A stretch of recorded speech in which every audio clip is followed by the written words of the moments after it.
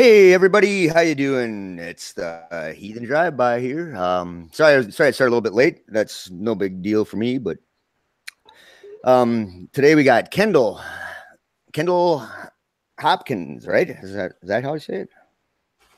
Hopkins? Oh, I didn't mute my video. Uh-oh. There we go. I'm like, what's going on? Hi. Hi. Okay. So Kendall, did you want to tell us a little bit about your channel and stuff, Kendall? Yeah, so my channel pretty much started out, I make videos about my career in loss prevention, and that's kind of how I got people to start following me. But I actually only just recently started making more atheist content on my channel, as I've become kind of more involved in the atheist community.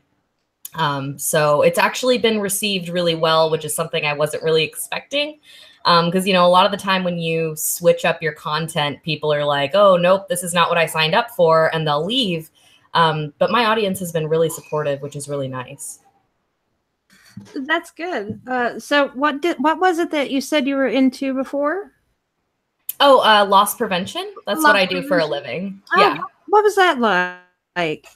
It's fun. I mean, my job right now is way slower than what I'm used to, but I love it. I love catching bad guys and doing the whole dance. So that I could see where you could find that appealing. I was appealing too. I was a security guard at one point, and oh, really? I caught a bad guy. Yes, I did. Happy. Yeah, it's fun, and you know, there's a lot of people that frequent my channel that are totally anti-establishment, that have a big issue with it, but to me, it's like, you know, if we don't have those rules and laws in place, then it would be utter chaos. So I don't feel bad about it. It's a fun kind of like medium risk factor, I guess, like just enough to get your adrenaline running, but you're not in any, you know, major danger for the most part. So I love it. Well, I'm glad. Yeah. Johnny? Oh, how long ago have you started your YouTube channel? I think you got about 700 subs now, don't you?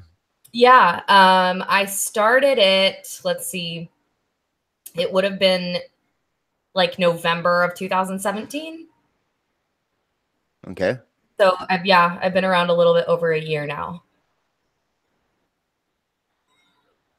How long have you, were you always an atheist, or did you have a deconversion story?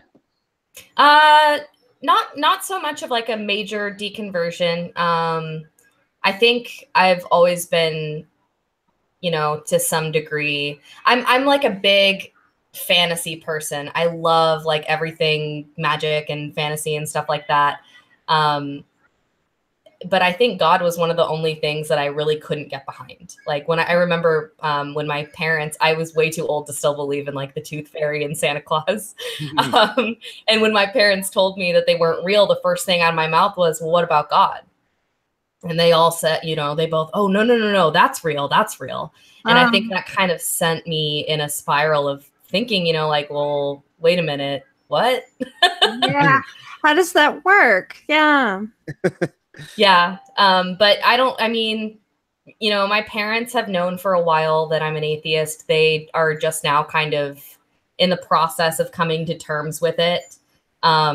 They're kind of like pseudo religious, if that makes sense. Like they'll claim religion when it suits them, and otherwise, you know, they don't go to church, they don't pray before dinner, stuff like that. So yeah. Secular family. Yeah. So it's nothing dramatic. It can be at times now because they don't like that I'm vocal about it, basically. Yeah, they never do they? Yeah, that's no, there's a bit, you know, people say a lot like, well, why do you have to talk about it? Why can't you just keep it to yourself? But for me, I consider myself more of like an anti-theist as well. And I think it's really important. Like I talk about a lot of things on my channel that are stigmatized. So depression is a big one that I talk about a lot because I've suffered from it my whole life. So depression, anxiety, you know, sexual assault and stuff like that. Being an atheist, I think it's important to talk about these things to make it more normal so that people don't have to be hiding anymore. And it won't be an issue of, oh, that person's an atheist or that person has depression, they're going to do this or that. And so that's where I come from, I guess, is why I'm so vocal about it. Oh, I caught your passion in your videos. That's when I first saw you. I caught you out of Dear Mr. Atheist channel and your comment section. Yeah. Yeah. Like, wow, what a cool gal. Oh, well, thank you. But no, I respect your passion. That's what I caught my eye the most on there. Oh, well, thanks. I'm happy to hear that. That's good. Oh, then you're a mom too on top of that. So yeah, yep. I have harder, I suppose, to be an activist anyway. Yeah, you know, I don't have the same time that some people have that don't have children, or that because I'm a single mom, so I don't have a spouse to watch my son if I want to go to an event. So it's frustrating for me because I don't get to go out and do things that a lot of, you know, like quote unquote activists want to do.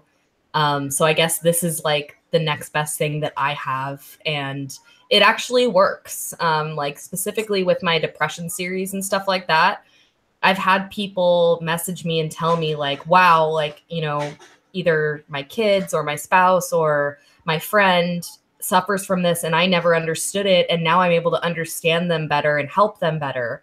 Or, you know, wow, I have all these symptoms, but I've been too afraid to reach out and get help, and now I'm going to get the help I need. Thank you. And I have such a small audience that it's crazy that like even within that tiny community, it's still helping people. So and that's what it's about.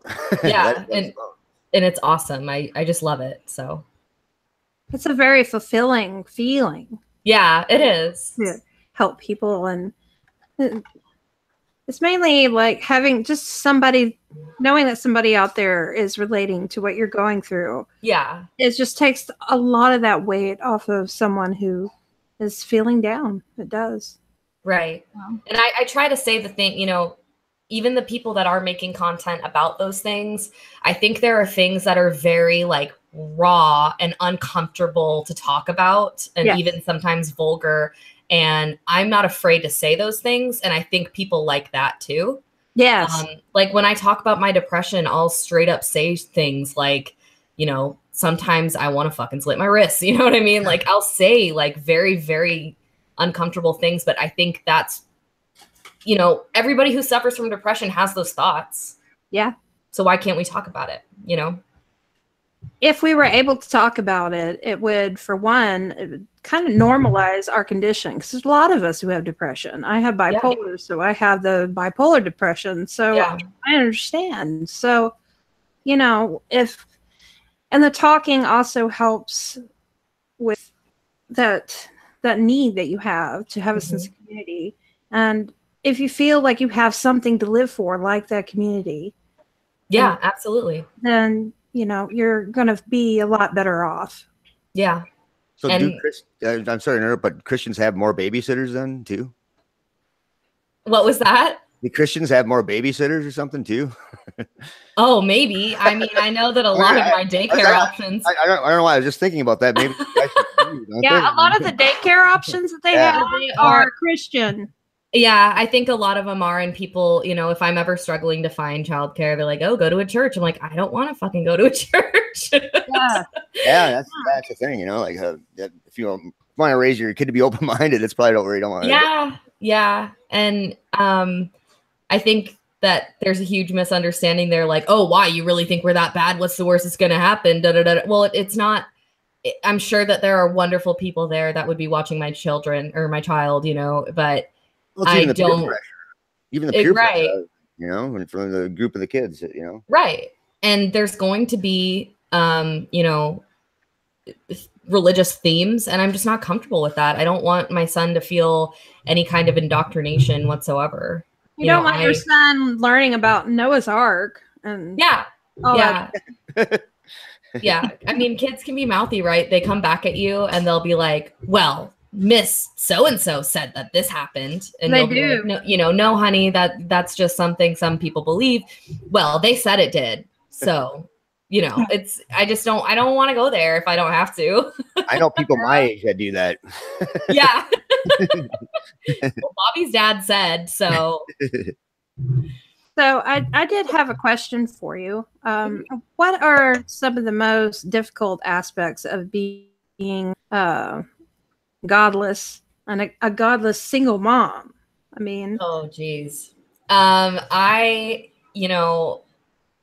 get a lot of shit from people, because I'm all over the place, like in people's YouTube comments and on my own channel and in different atheist forums and stuff like that. And I get a lot of shit about, well, what are you going to teach your child? Well, I had somebody the other day in a YouTube comment thread tell me, if I was your son, I'd be running for CPS like a rabbit out of a trap or something crazy like that. And and it's like, you don't know anything about me as a parent whatsoever. I don't give myself credit for anything, but I'm a good mom. Like, that's the only thing I will give myself. And you don't know anything about me. You only know that I don't want my son to be raised believing in God. And you think I deserve, they really I should have CPS called on me. You don't know anything about me. The heart shot when it's like that. That's just, that's horrible. Yeah. And when you talk to, I was in a big argument with my parents the other day, and well, what are you going to teach your son then? And I'm like, to be an honest person, to do good by others, to be a loving person. Like, there's so many qualities that are not specific to religion. I don't even know why it's a conversation, I guess maybe they're thinking that you're gonna teach him how to worship Satan and pale moonlight and sacrifice goat, Yeah. And they told me, well, we failed you as parents. And it's like, I said, am I a bad person? And they said, no, we're not saying you're a bad person. I go, then why the fuck does it matter? Yeah. And they couldn't answer me. Wonder Lady asked, how does she get her eyebrows so perfect? I don't. They probably look a lot better on camera, but thank you. Yeah, I'm going to try and I'm not great at multitasking. I'll try and kind of look over. That eyeliner, though. Oh, thank you. Stop it. It's taken years of practice. Yeah, it does. I think people tell me my eyeliner's great, and I just go, no, it's not. And I see other people who could just do it perfectly. And I don't know. You can't even see mine. I think it looks great. Oh, thank you. I like it. Yours looks better. No, it doesn't. So, as far as the raising kids and what are they going to be exposed to, I was reading a blog post just now that was from secular parenting, and it was a really interesting thing because it was a photo that she had placed on her social media or something of her daughter in a chair next to a pile of Free Thought magazine or newspaper. And she got a whole lot of flack for that because they're like, oh, this looks like something the religious might do. Expose their children to one way of thinking, and the literature supporting that sounds like indoctrination to me. I'm so sick of that argument. I really am. Yeah. I'll send you a link to that. Sure, yeah. I was trying to read through all those Christian responses or whatever to they realize that they're all coming from different directions on their beliefs. It's like, wow. Right. Yeah, I can't stand it. It's like there's such a difference in telling children that they're going to burn for eternity if they don't do X, Y, and Z. And, teaching raising your children secular and saying, these are the good things that you should do because it's good to do these things. Yeah, or teaching them evolution and biogenesis. Woo! Yeah, and that's, I can't wrap my mind around the fact that so many Christian parents are actually pushing for, okay, fine, you can have your evolution, but we also want our creationism. Like, well, no. That's not science. You're not teaching. No, just no. Yeah, that drives me nuts. Too. I think as moms, this is kind of one of the most important things, right? We want our kids to be raised in a system where they're getting a good education and they're getting good health care as well, things like that. So what do you think, like how do you see the trends going in terms of how do we keep the religious out of the schools and keep the science in? Yeah, I mean, I think we still have a long way to go, but we're probably better off than we were at some point. I find that my favorite tactic when talking to, you know, like specifically Christians who want religion taught in school is, okay, well, are you okay with Islam being taught in school? And none of them are, you know? And I think that kind of, you know, the Church of Satan, I don't agree. To me, the Church of Satan is kind of a, oh, well, we can't beat them, so let's join them. And I don't like that, right? Yeah. But I think there is something to be said about their demonstrations of, oh, well, if you want this monument on public property, we're going to put up this super offensive Satanist monument on public property. And it's a great, you know, living example of this is what's going to happen if this is really the direction that you want to go. Yeah, that's right. I like how they highlighted it too. And I have my own little issues with Satanism. But they're cool people. Don't get me wrong. Oh, totally. I can't identify as a Satanist. No, me too. Because again, I just don't. Yeah. I don't want any part of anything that gives me a rule book. Like I'm perfectly good at figuring things out for myself. So.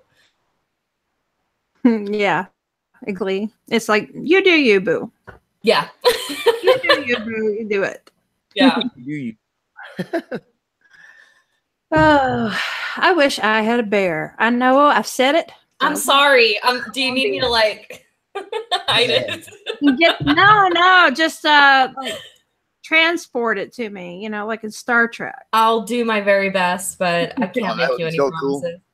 That would. We need stuff like that in the food replicators. Yeah, wasn't there something about the synthetic alcohol wasn't like as good or whatever? It wasn't as good as the real thing though. So there is that. I've never heard of that.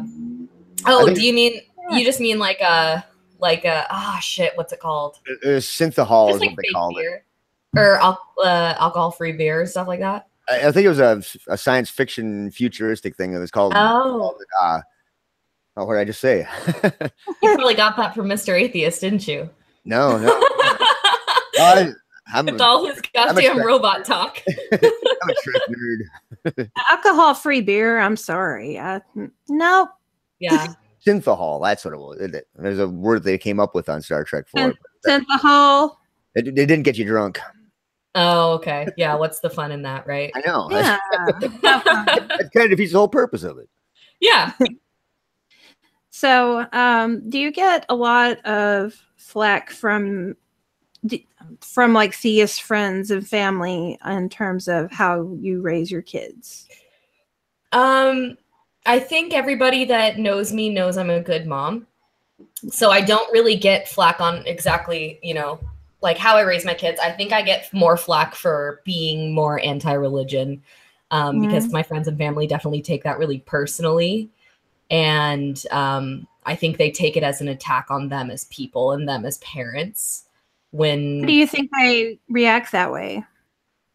You know, it's directly calling out the bullshit of their beliefs, right? Like it's just straight up saying, like, even if I'm not saying it to them, like your beliefs are fake and they're wrong.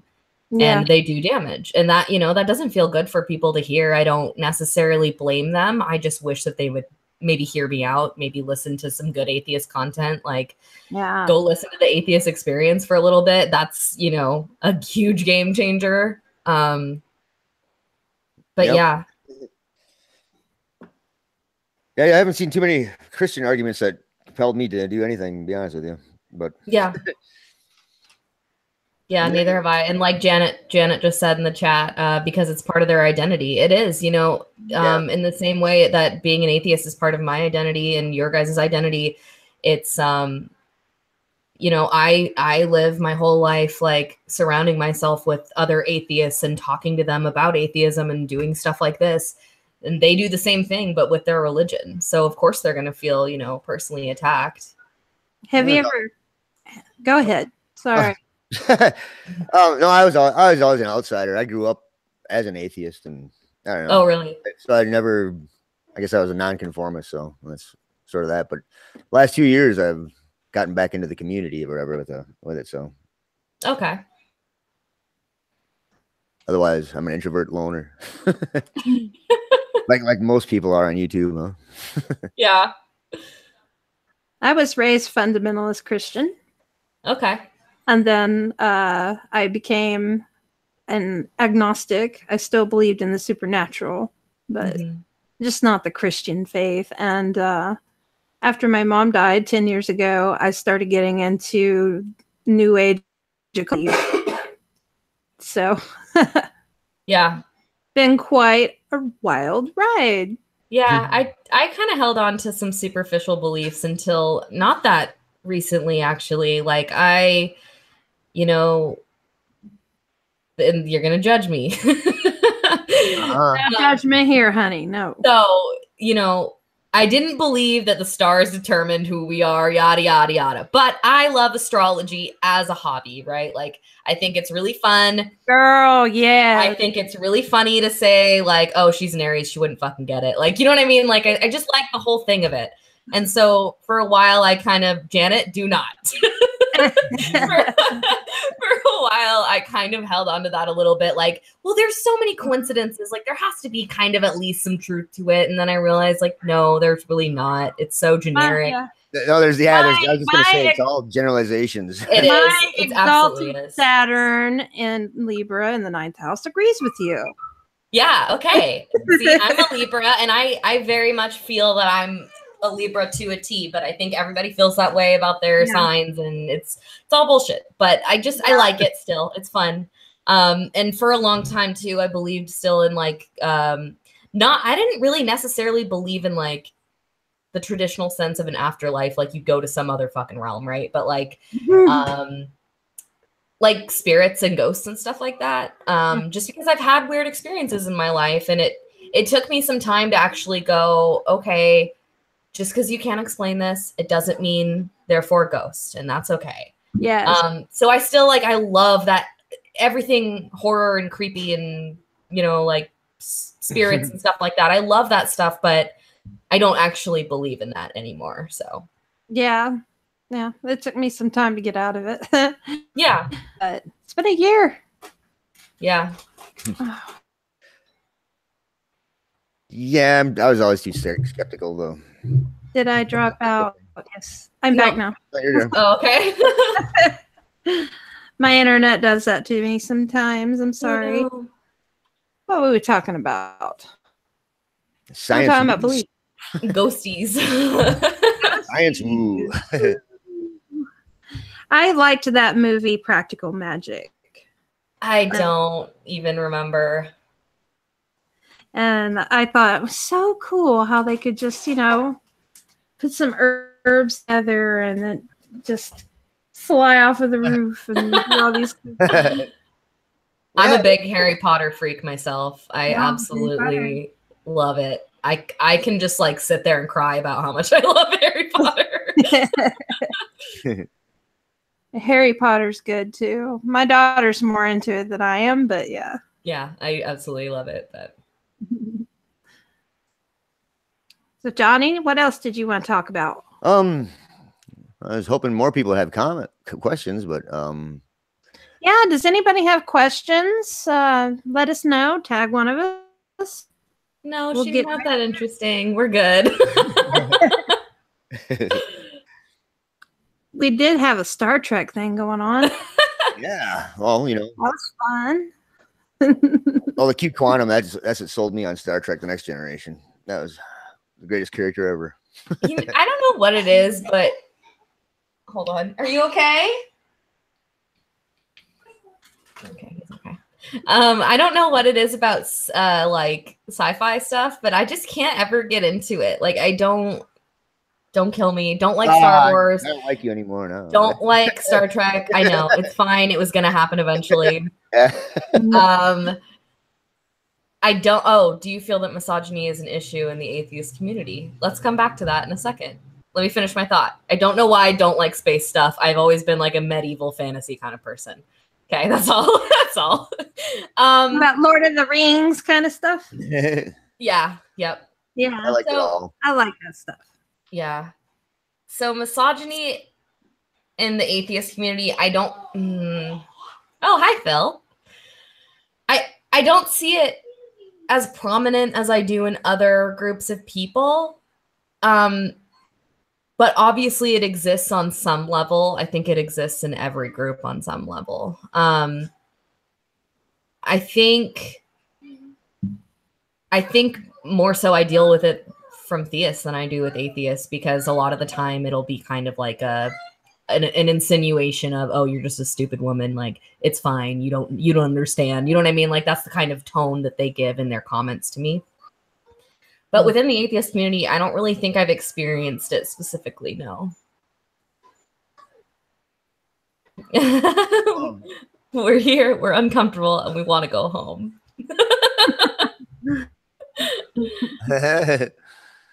Perfect.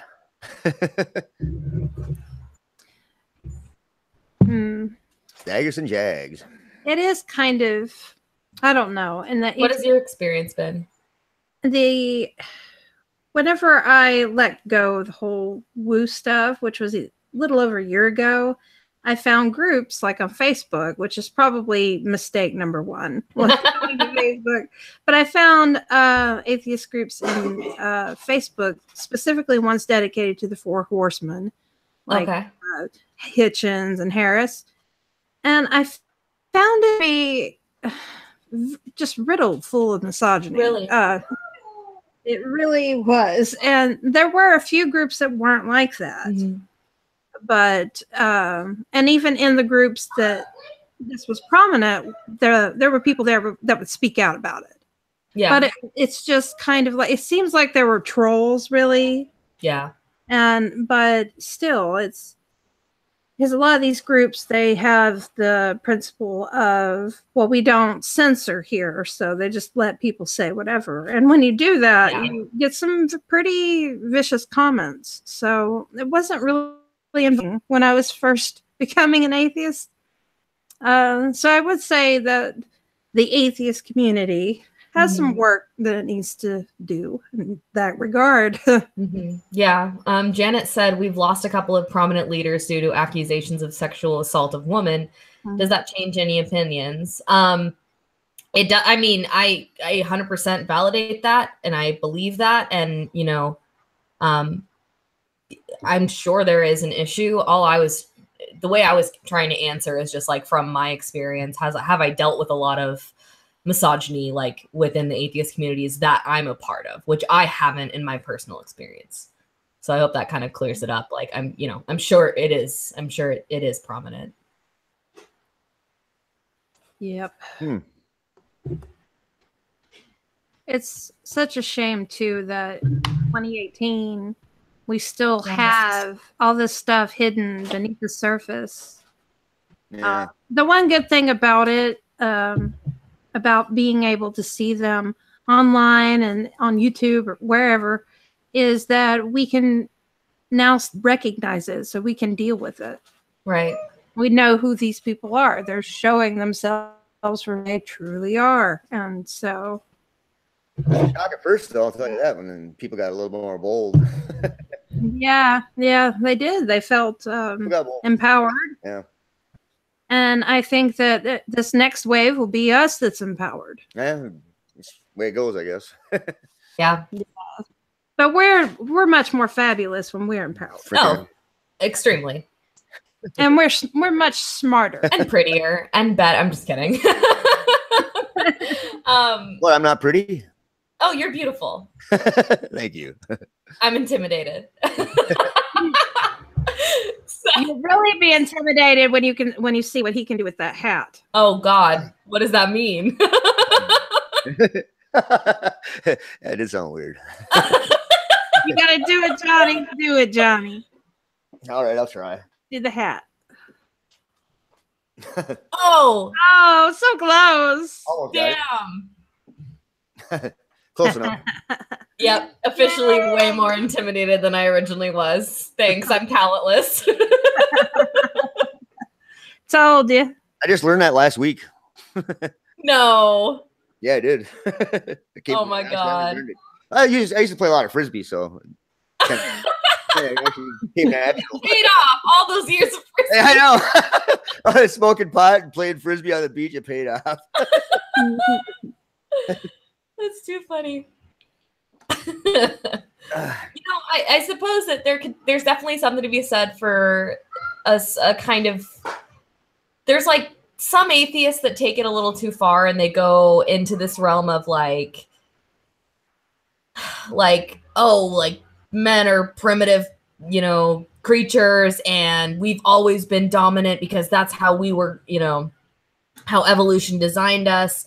In that way, I guess, going back to the misogyny thing, I could see that arising because I think there are some people out there that just go overboard with weird ideas like that, Mm-hmm. Oh yeah. Especially group psychology is a hard thing to. It's social, and it's really dynamic. Right. And Janet asked, can you discuss a bit about how the LGBT community is continually being attacked by religion, and what can we do to help? Oh yeah. Okay. I love to talk about my gayness. So I think I honestly believe that if it weren't for religion, I don't think that people would have an issue with homosexuality whatsoever, because what reason is there really other than religiously, inspired hatred? I think the biggest issue right now definitely stems from all of these hate crimes we're seeing, like Pulse nightclub and stuff like that. And I just found an article not too long ago, and I shared it on an atheist page, and we discussed it a little bit about how one of the victims of Pulse nightclub actually, found Jesus and now is straight. And that is so problematic to me. Whether it's like he's suppressing, his actual feelings, or maybe he's actually bisexual and just is coming to terms with that, or maybe he was just experimenting. I don't know what the case was, but that is so dangerous. That line of thinking is so dangerous. And I just worry so much that bigots are going to run with that and go, well, look, they can be scared straight, and that's probably my biggest fear when it comes to like religion versus like the LGBT community.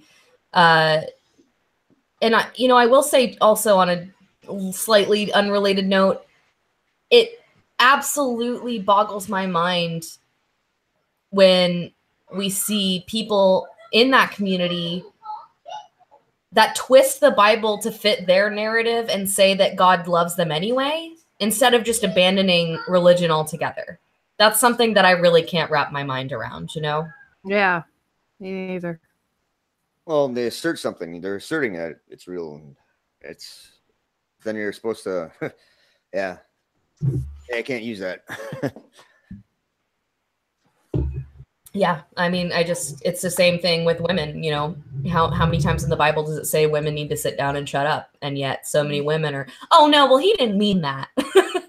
What do you mean he didn't mean that? How the fuck do you know? Yes. Bible is not for the matriarch, that's for sure. Yeah. A lot of what is perceived as misogyny was backlash against the Uber SJ. Oh, we were just talking about SJWs before we even went live. Was backlash against the Uber SJW. We've entered a new realm, especially in the YouTube community, that's put that junk behind us. I don't know. That's kind of hard to talk about because I don't know if that comment's trying to justify like misogyny because, oh, well, it was the SJWs, then we had to get them back. I don't know where you're coming from, so I'm just going to leave it alone.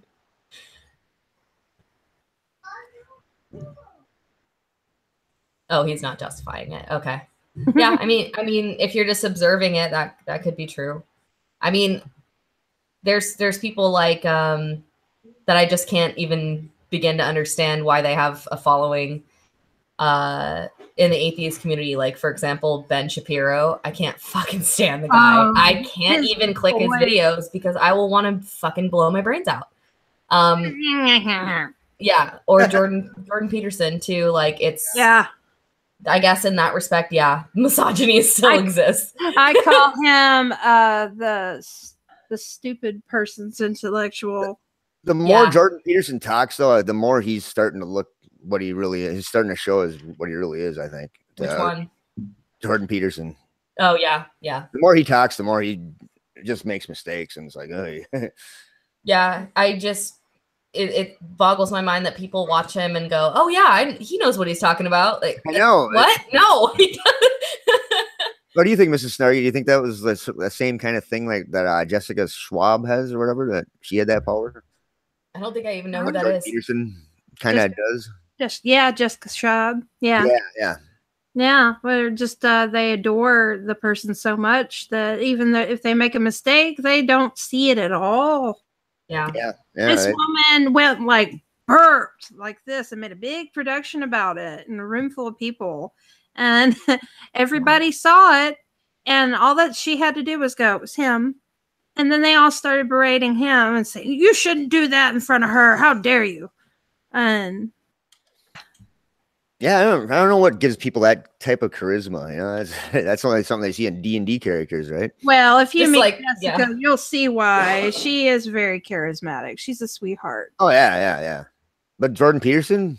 Not very charismatic to me. Yeah, I don't see that either. Just he has big words. So. I'm a Minnesotan, and he talks funny to me. He has big words, and he agrees with the most despicable people, and they need big word using people. Yep. They don't have a whole lot of that, and so they just clung to him. Yeah. That's how I see it. Metaphorical, philosophical sunshine tied in a rainbow. Yeah. I get it to a certain extent, because there are some, like, let's take like Aaron Ra, for example. I just absolutely adore him and think the sun shines out of his asshole. Mm-hmm. And if I am watching something and realize, I don't know if that was correct, it's kind of hard for me to admit that to myself because I love him so much. So I get it, but you have to be able to pull yourself back and critically think about what that person said and then go, okay, that part of it was wrong, but the rest of it's great, or whatever it is. Yeah. Yeah. It's important to do that. Otherwise, you'll just be blindly following whoever you like. Right. A lot of people, I've heard folks present the argument, well, why don't you just let me do what I like? There's a reason why. You're not going to learn anything if you don't challenge. Oh, did you freeze or did I freeze? I think she froze. I think she froze too. Yeah. Oh, she's just sitting there. Hey. Yeah. He's intellectually disingenuous. You mean Jordan Peterson? Mediocrity's maze. Oh, hi, you're back. Yeah, I left. I'm sorry. I returned. That's okay. Yeah. I forgot what I was saying. Stuff and things. I went on tangent. So, yeah, the godless Iowan silenced me. He's a naughty boy. He's in trouble. He's my fiance. Oh, really? I'm the one talking about misogyny. Yeah, he's the one talking about the misogyny. Hi. It was funny. He started his YouTube channel and he got called misogynist because he used the term blowjob. That's just a thing. That's not a misogynist thing. You mentioned it. Yeah, and I was the one that mentioned it, and he in what context? It was in a video that we were together. It was about the Bible. About the Bible. It's a Bible study, and we were talking about, well, why is it called a blowjob? It's really a suck job, isn't it? And he got called a misogynist. Yeah, he got called a misogynist. What's he supposed to call it? I call it a friendly pee-pee kiss now. Yeah. Friendly pee-pee kiss. Oh my god. Yeah. I love that. I do too. And pretty much every Bible study that we do, we try to mention the pee-pee kiss. Because it's a running thing now. That's fucking hilarious. I love it. We should be able to talk about all these things, though. It shouldn't be some kind of big secret. I mean, everybody knows that we do this stuff. Right. It's not, come on, we're adults. We can handle this. Well, Yeah, and not to mention, it's so important just for like the next generation to actually like know what's going on and not have sex be this big gigantic mystery where they don't know what the hell is going on. They don't know how to be safe. They don't know how to be responsible. How are we teaching them anything if we're not talking about things, you know? And obviously there's a right and wrong way to say things to age appropriate, you know, children and teens, but that I would say is completely immoral about religion is the way it treats sex. It doesn't give anybody any room to dissent on it or whatever, or question it even. So yeah, absolutely. I have a friend who's she's a Mormon, and she just got out of a horrible abusive relationship, well, marriage with her ex-husband. And she's been dating this guy. He's an atheist, but he kind of respects her religion and lets her do her thing. But what I didn't realize about Mormonism is that you actually can't go to church until you follow their rules. You know, I had no idea that it was like that. And so she actually can't go to church right now because she's having premarital sex with her new boyfriend. good for her. How dare you? She's not happy about it, but she's not going to stop because she likes having sex with her boyfriend because that's what humans like to do, you know? How dare you be human and have fun and love someone? And exactly. And they've been together for like a year now. It's just fucking ridiculous. That is ridiculous. Yeah. Yep. It must be difficult though to have that kind of worldview where you're judging other people in such a way. I mean, I would be exhausted. I know. Keep up with all the people that are doing the stuff I don't like. But no, it's not them to judge. They're not the ones judging. They're not judging. Oh, yeah, I know, right? It's not my place to judge you. God will judge you, but you're a shitty person. I mean, what a deceitful way of hiding behind judging someone. Let God jump out of that Bible and tell me that I shouldn't be having sex with my fiance. Bingo. Right. Let him come and tell me, then I'll mind it. I might. I'd have some more questions though. Right. Oh yeah. Well, definitely. And how dangerous, honestly, how much do you, here's a question for you guys. How much do you think the idea of no sex before marriage contributes to the divorce rate? Because it's, you know, how do you decide you want to have sex with someone forever before you have sex with them? Like how does that work? Well, what if they're horrible? What if you feel like a prisoner for the rest of the marriage? Because there's probably a great system back when women were property. So yeah, that's probably a great system back then. So we just didn't get a choice. Yeah, it's always men that get the choice, isn't it? Yeah. Well, according to that, but yeah, like Stephen Bowman just said, well, you wouldn't buy a car without a test drive. I don't think there's anything inherently misogynistic or vice versa about that statement. Like, if you're going to pick a sexual partner for the rest of your life, wouldn't you want to know that it was good? Right. Exactly. Yeah. And if you can live with them, one of the things that I tell my daughter, if I were involved in any kind of church, they would definitely give me a lashing. But I tell her, live with someone for a while, a couple years. Yes. Get to know what their idiosyncratic things that they do that bug the shit out of you. And then do a list and say, okay, these are the things I can tolerate. These are the things that I can't. Can we weigh this out? You know? Absolutely. Make a good decision. Well, I think it'd be even possible to even be allergic to somebody's certain body fluids or something like that. So you never know. That does happen. Yeah. It does. God, that'd be horrible. Well, can you imagine consummating that marriage? And blowing up like a balloon. Whoa! I joke around on whenever Yahoo chats where And guys would message me and they would be like, "Do you like to orgasm?" I'm like, "No, I'm allergic. No. I'm allergic to it." They left me alone after that. Hey, Mr. Atheist. Mr. Mr. Atheist. Oh, hi, Mr. Atheist. He's preoccupied with other stuff, but I'm glad he stopped by. Yeah, put Mr. Atheist on. I will send him the link. He has to be the center of attention. I'm just messing. He's all right. I'll put him in here. He's tolerable. Yeah, he's tolerable. Where the heck is he? Jimmy. No links for you. No links for you.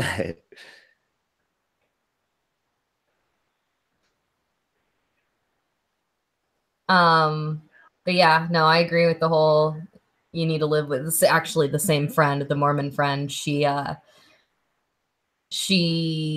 was debating whether or not she wanted to move in with her boyfriend, and she's talking about how it's against her religion. And I'm like, you don't understand how many things you will learn about someone once you live with them. Oh, yeah. You can be with someone for 10 years without living with them. And then once you live with them, you will learn a hell of a lot more. Yes. That is the best way to learn about somebody, is to live with them. It really is. Whether it's a romantic relationship or not. Yeah. Yeah. Wait a minute. I'm going to have to send him a different link. Oh, sorry. We wanted to invite you in, Jimmy, and he sent you a link. Johnny sent you a link. That one doesn't work. I'll send another one. So if that doesn't work, call the CIA. Oh, that's right. Don, he said the farts don't start until you live with them, and that's it. Can you handle their fart smell? They don't start ever with me because I'm a fucking magical unicorn. Oh, I Is that a weed? What's happening? I'm calling the police. In my good Christian suburb. How's it going? It's I'm going. doing good. Kendall, I thought you said 8 o'clock. So I just showed up. I said 8 o'clock Central. Oh, I said 8 my time. I wasn't paying good attention. I literally just like 3 minutes ago was like, oh, if I go in now, I'll be early. And then you guys Sorry, I don't know how time works. It's a fault of mine. because of the weed. Yeah. The weed. Devil's lettuce. That devil's lettuce. It's nice to meet you, Mr. Atheist. I don't How believe are you? I am good. Thank you. How are you? Oh, I'm delightful. I don't think we've met either. Yeah. There are too many gingers in this chat. You can never have too many gingers. It's so true. I love gingers. I only recently found out I was ginger. I up until really growing out the beard. No. So here's the thing. Without the beard and when I'm not wearing a red shirt, this all just appears brunette. But he's just going his whole life and someone's like, I'm so sorry, Jimmy. I have to tell you something. then I started putting out I never thought about it. And then I started putting out videos and then someone was like, who's this ginger fuck? This is a smoothie. I don't drink the boozes. You weren't supposed to tell us. You Well, looked way cooler a second ago. I lost all my street cred. Yeah. Johnny, how you been? I've been great, man. And you? Delightful. Oh, you're on camera this time, not when I should come on. Yeah. What's up? I asked him nicely. Oh shit! Hang on, I lost my monitors. So I had landscape and manscape then today. Yeah. I only manscape once a week, at the most. This is my just normal webcam setup. This is an angle no one sees in any of the videos. You see the Shit. that set back there, which I still haven't decided quite what's. Anyway, this isn't about me. You don't want to know what's over there. Yeah, we had a party years back. I'm trying to remember what the context was. But they were like, and then like the really sketchy sex happens downstairs in the R room, which the guy thought the guy was implying that it was called the rape room. But I was like, what? The Republican room? And they're synonymous. I'm just all about the toga party, man. That's a couple of them a year. I'm fine. Toga. I was about to say that. Toga. What in the fuck is going on in this chat right now? Gingerphobes. Alan saw my insides intestine during C-section, and I started crying, and I said in anesthesia, "Now you can never divorce me. You saw my inside." Now and then that's the next comment intimacy. is, "I don't manscape. I'm feral." That's balling for you. I'm literally crying right now. Oh my god. I don't know why, but when you said feral at first, my brain didn't hear it, but translated it as infertile. I don't manscape. I'm infertile. It's fine. So what would be the point? Feral is like one of them words that's out there in the generalization category almost, because you don't. It's not used a whole lot unless you're talking about feral animals or something. Yeah. A nice hedge. Likes to have a nice hedge. Wait, how is this possible? Godless. Oh, never mind. I just got a notification about, like, just a moment ago when I signed in, that Godless Iowan is live, and then I saw him here and was like, that doesn't add up. That doesn't make sense. The math. That was an hour ago. It looks like 2 hours ago now. Yeah. I hope I'm infertile. What's wrong with you guys? Oh man, wouldn't that be the best? As long as like it was a surprise, like it wasn't because your dick wasn't working. Finding out that it doesn't. It was a surprise. Surprise infertility. My new band name. We should just figure out, just keep rewriting old songs and replace words that sound like that. Do you guys remember Dashboard Confessionals? Duh. No. Screaming infertility. God damn it. And speaking of pubes, your hair is everywhere. It's everywhere. Screaming hair in the mouth is not fun. No, it's not. No. Don't need the dental floss. I've been man-bunning. Listen, I know I like your man bun. I don't know why you didn't like it. Just get some. No, I actually do like it, but now the girl with whom I wish to conceive children. No, I don't ever want to do that. But the girl whose opinion matters most to me, she is not a fan of buns on men or women, and I don't know. That just so I don't. Or women, huh? Yeah. She doesn't like them on either. She doesn't like putting anything on her. She was just saying like, I won't even wear a headband. Or she's like, I have to wear them, but I hate wearing a headband. But here we'll have some fun with this. I miss being able to put my hair in a ponytail. It sucks now. My hair's longer than yours, isn't it? Yeah. Definitely longer than mine. All right, I'm gonna leave the this part down, but don't want any flyaways. But check this out. I put the man bun in, and then all at once, it appears that I'm supposed to be a vegan. Oh, that wasn't centered. I gotta redo that. You look like a vegan now. you need the hemp necklace. Oh my god, do you eat meat? You need a hemp necklace and some couple friendship bracelets.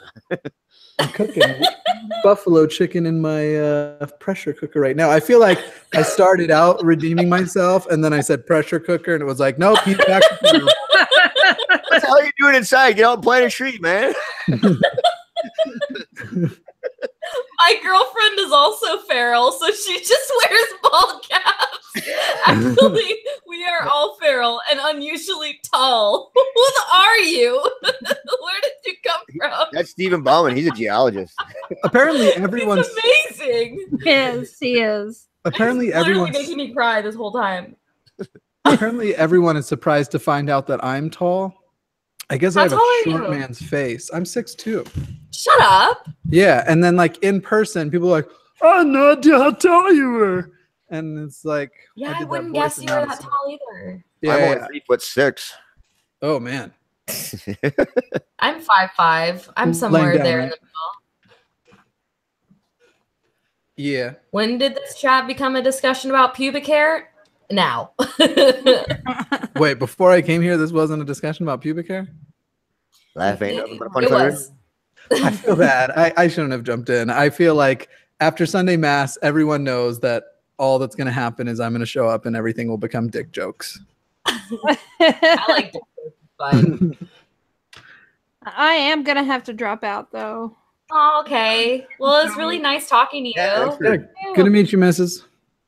You too. Y'all have a good one. Thanks for coming in. Bye. Bye. Oh, she's so awesome. She's nice. Yeah. That's great. Yeah. Those Gallows Island. Yeah. Great people, both of them. Yeah.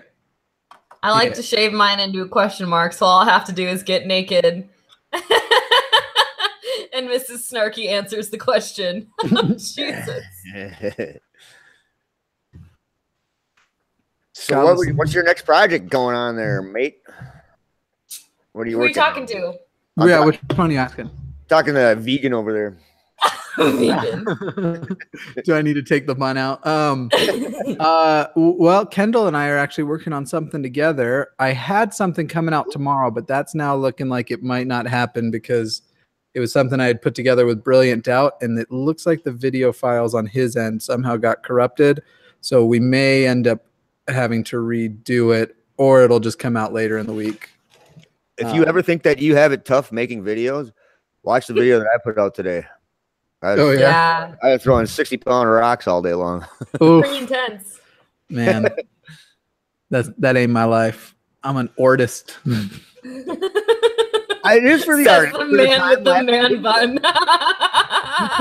You can't make videos like that without all that. Well, yeah.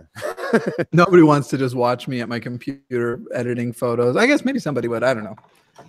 There's a few out there, I'm guessing.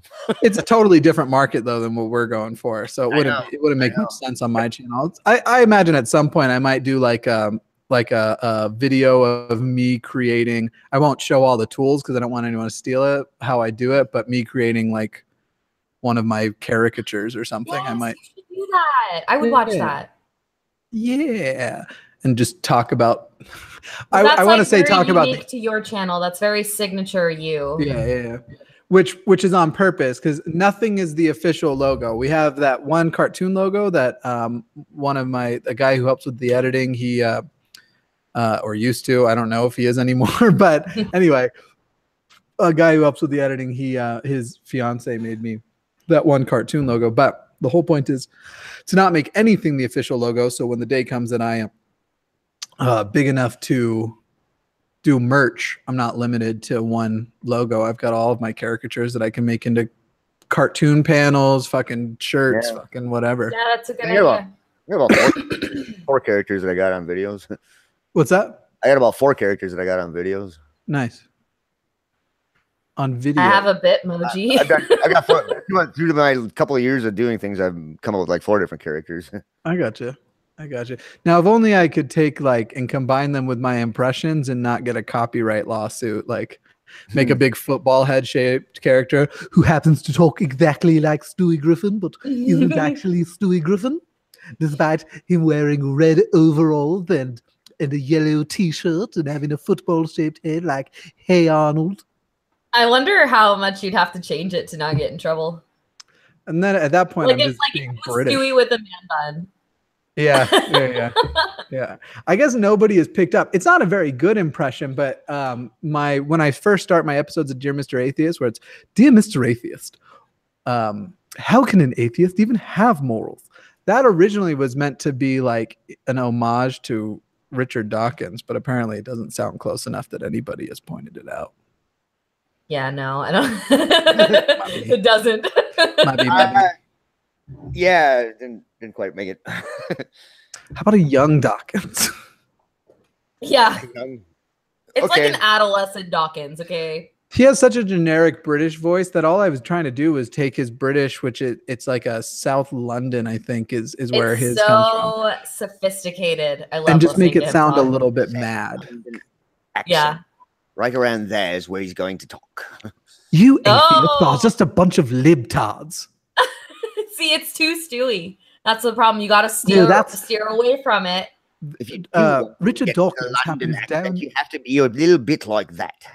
Well, this accent happens down on the tongue, whereas Stewie actually happens up in the nose. Oh, okay. Okay. Yes, it's a very nasally impression. I was gonna say evolution is what I always think of when I think of Dawkins. Evolution. When you base what is his my favorite quote of his? It's the when you base rockets on science, they fly. When you base medicine on science, they heal people. It works, bitches. Okay, yeah, that was good because it was in context. Yeah. People actually know I'm trying, I guess, at that point. Bitches. Yeah. So yeah, Kendall and I are gonna pick if anybody in the comments has a suggestion, we're gonna pick a video to respond to together. Yeah. So my ideas were either like you know how those videos are circulating of like 10 questions atheists can't answer. Yeah. That was my first idea. I thought it would be fun. But I still think that's so many people are responding to him. Like we still can. I would be fun. I mean, so to me, it depends on the individual and the reaction. But like the Josh Feuerstein videos, for example, have been responded to by everybody, and I did mine a few weeks ago, like 5 years later, and it's still one of my #1 videos. So it's still like that's it. People they want to see everybody's reaction to. And those types of videos I often don't watch other people do on purpose, so I don't accidentally like steal a joke that I didn't realize I did or something. Another freaking atheist says no more 10 question videos.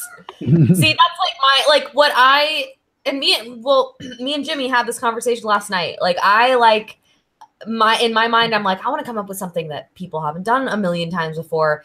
And then we talked about the difference between, you know, kind of like following the algorithm to get yourself views and being true to yourself. And I think there is a balance to be had there. And I really liked that conversation. I don't know. It was a good conversation. Mine's entirely based on being a professional artist for a living, and a professional artist who never fucking whores themselves out to whatever algorithm of marketing is called a starving artist, not a professional artist. And so the thing is like, I know this from doing my day job. Like if you don't figure out a way, in addition to putting out the stuff you are passionate and love most, to also put out stuff that people will consume, and you don't market yourself correctly, then you will just die in obscurity. And I don't want to die in obscurity.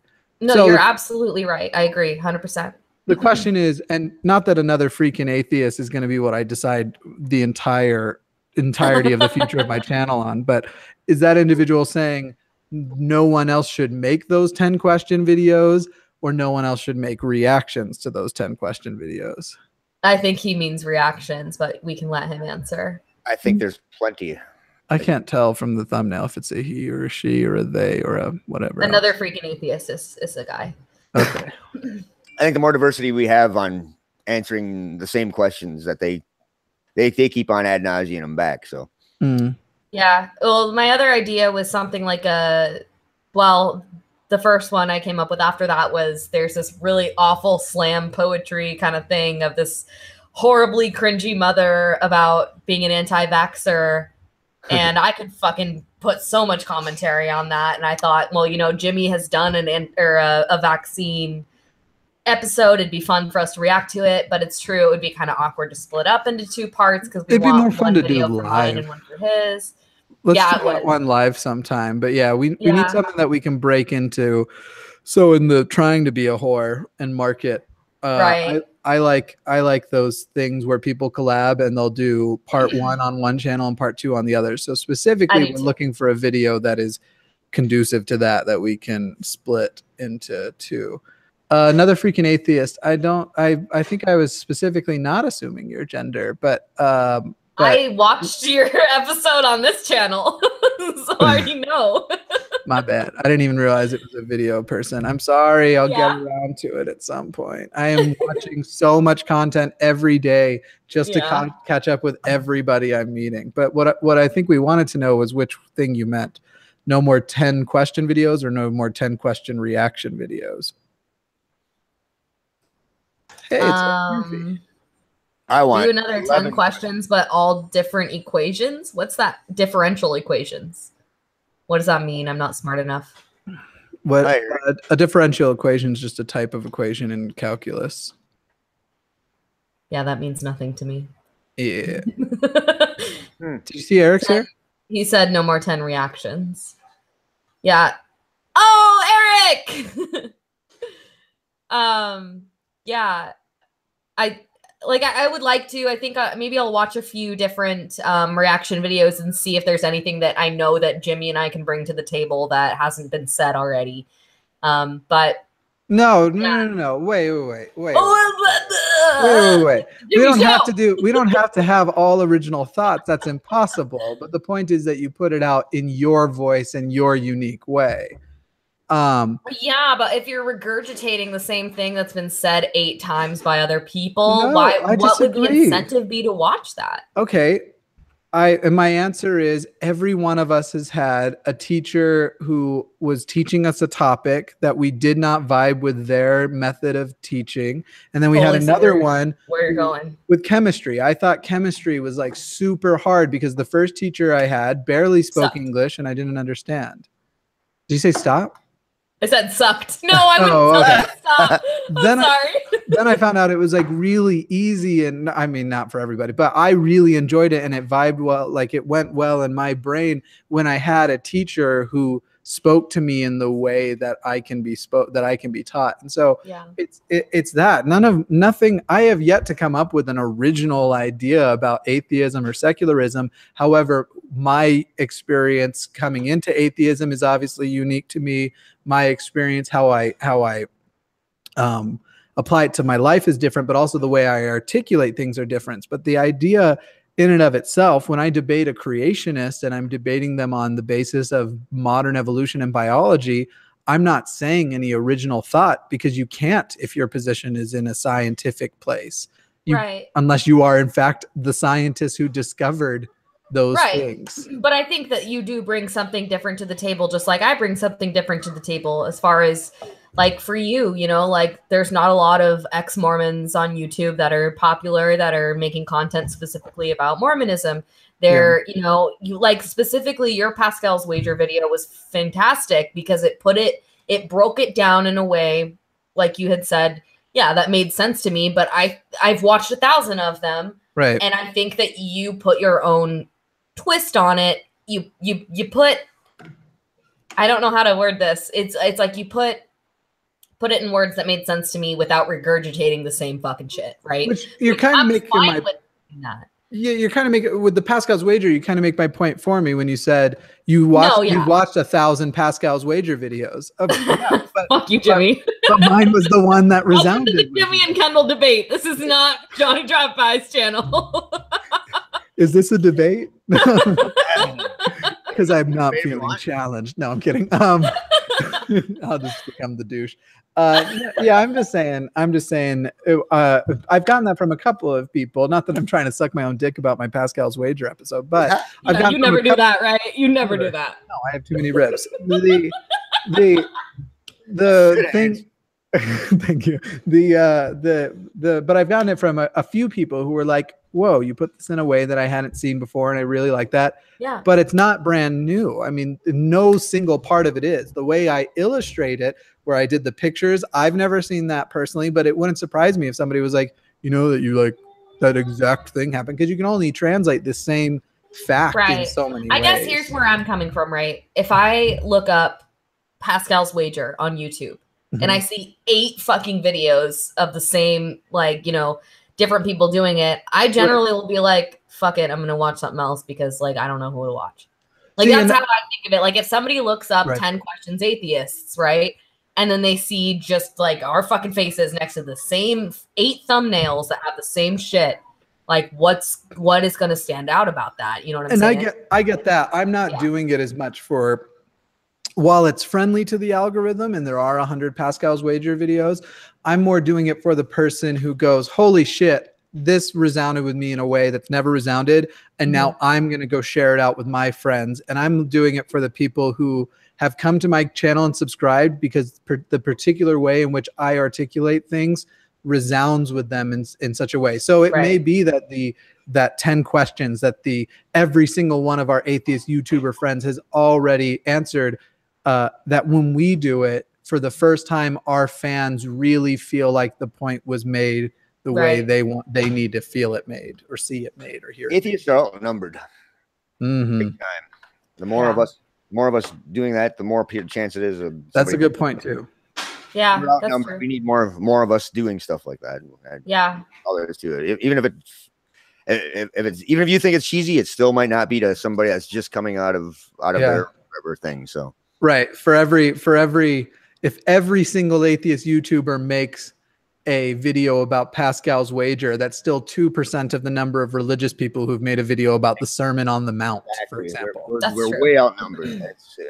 We're so outnumbered. It's bad. So getting our content out to as many people as possible by going through several avenues, I think, is a good idea. No, I agree. I think there's something to be said that I think is really cool about, like for your channel, you've always had atheist content. For mine, I didn't start that way. And I think it's cool that and I mentioned this earlier in this stream, like my audience has been so receptive to my content, which is so incredible. Like I was expecting 100%, like a bunch of people to unsubscribe and be like, this is ridiculous. But two, like that they are actually listening to me and like being receptive to me because they like me as a person and they like my content that I put out there, which I think is really cool. It's a cool experience. Those people become your best promoters often too. It's the people like one of my friends on Facebook saw me call into Talk Heathen. Talk Heathen plugged me because Talk Heathen's amazing. And I'm mentioning that because Eric Murphy was in the live chat last I checked, though I don't know if he's still there. Yeah, are you still here, Eric? Because yes, they are. Yep, he's active. I was going to tell Eric that I love Yay! Oh, Eric, stop it. But that resulted in so I mean the whole stream was I posted on a Facebook group my videos.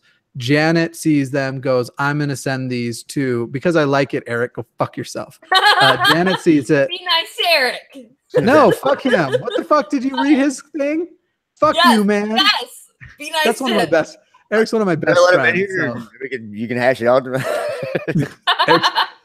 Eric is truly one of my best friends, so I get to tell him to fuck himself. He's wonderful. I like his stuff. That's why you don't talk to him like that. But yeah. So I post a video in a Facebook group.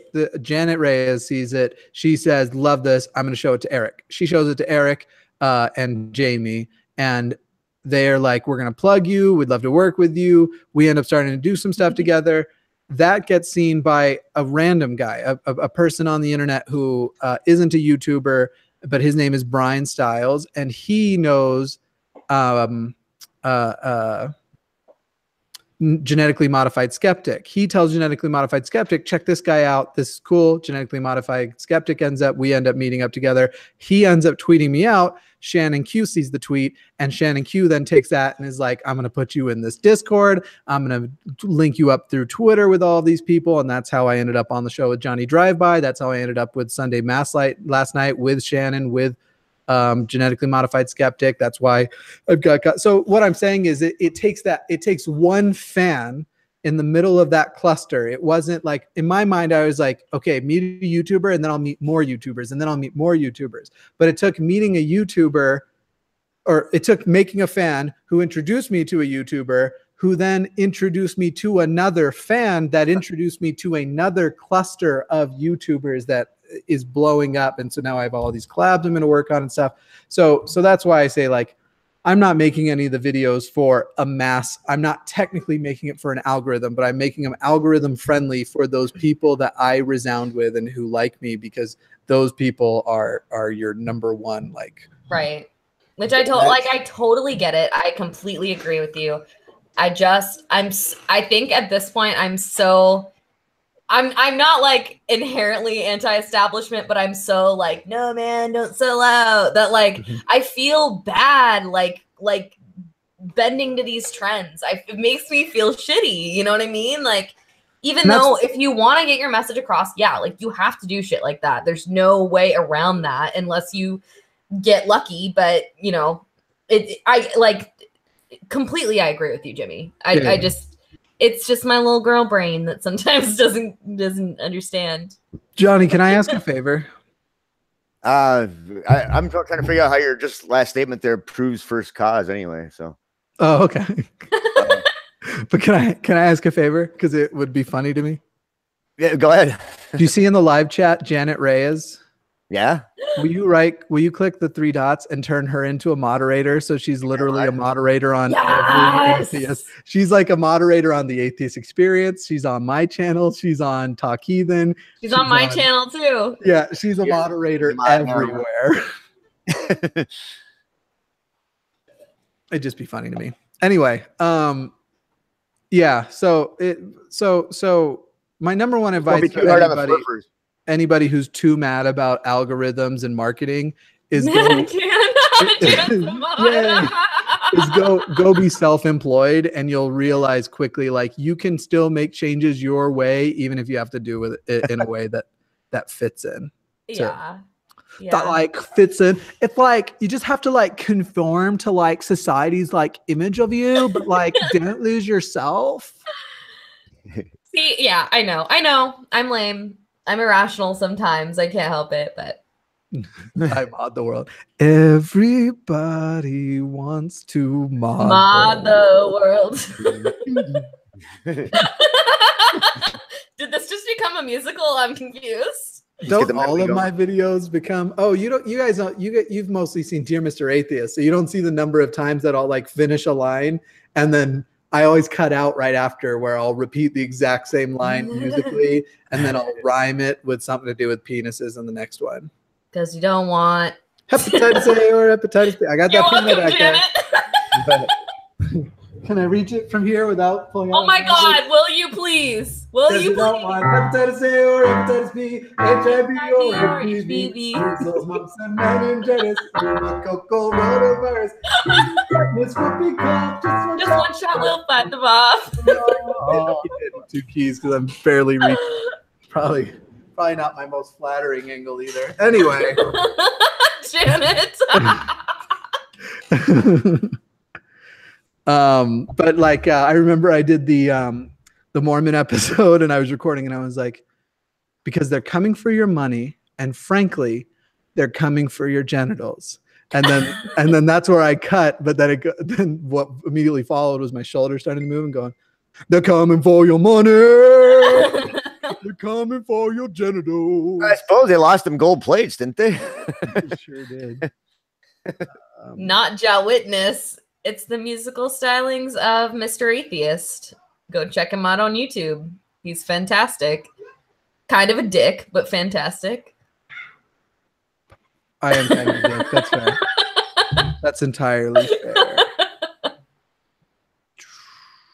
Sounds like I could do. Sorry, my interview this Wednesday for the first episode of Atheist Interviews needs to change the time.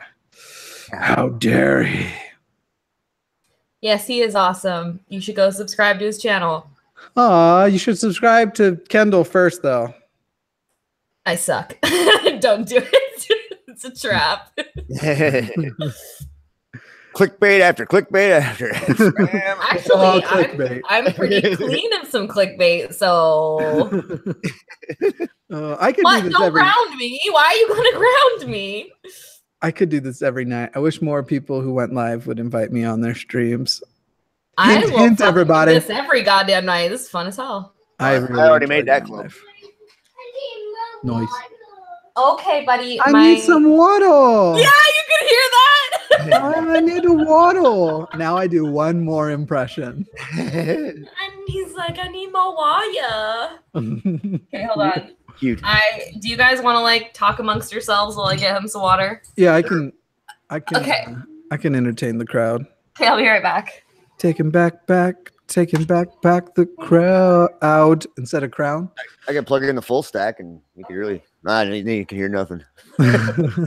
Man, I wish all of you musician guys all lived closer to me, because we could make some really fun stuff. Some fun. Where are you at? I'm in Denver. No, you're in Denver. Yeah. Yeah, I go through there when I go to LA, but I actually stop in Vail and stay overnight once on the trip to LA. But I haven't done the road. I haven't done the road cruise in a long time. That's a 24-hour drive. Jen, it's not letting me click your name. Let me try this way. Now you have. I'm number 50. Woo! Don't forget me when you're giant, Jen.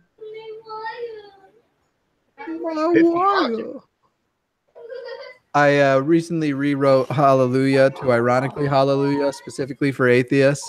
Yeah. I'm just really can't wait until me and my friend, we did No Sugar Tonight on that last video that I did.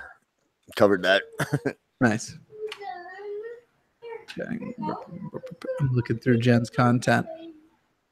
See a dancing dog. Seeing some coffee talk. Jen is a classically trained musician. Also, I'll sub to another freaking atheist too. Yeah, I dabble. I'm not classically trained or anything. Neither I know theory probably at an intermediate level or whatever. I'll come chat with you, another freaking atheist, if that's what you meant by inviting. Colorado is about 16 hours for me. Denver is anyway. Yeah, I was looking up last night how far Chicago is from me. 6 hours from here. It's about 14 and a half from me. Well, not quite Chicago, but where. Yeah, Eric says everyone should be moving to Austin. I'm looking to actually be spending at least half my year in Austin. So real quick, I'm gonna try and take you guys outside, which means I'm gonna unplug my microphone. So let me know if you can hear me. Okay, give me 1 second. So if you get caught up in the teleporter beam, I don't know if we can get you back on the ship, but Austin's about the only place in Texas that you'd want to go to, I think. That's true. I lived in Houston for a while. Actually, a town called Elvin outside of Houston and get toward Galveston. Can you guys hear me? Yeah. I can. Sure. Yes? Yeah. Oh, good. Okay. Okay, usually it doesn't work. I'm going to go outside and have a smoke because I'm dying from this heat. What am I supposed to do? Chill.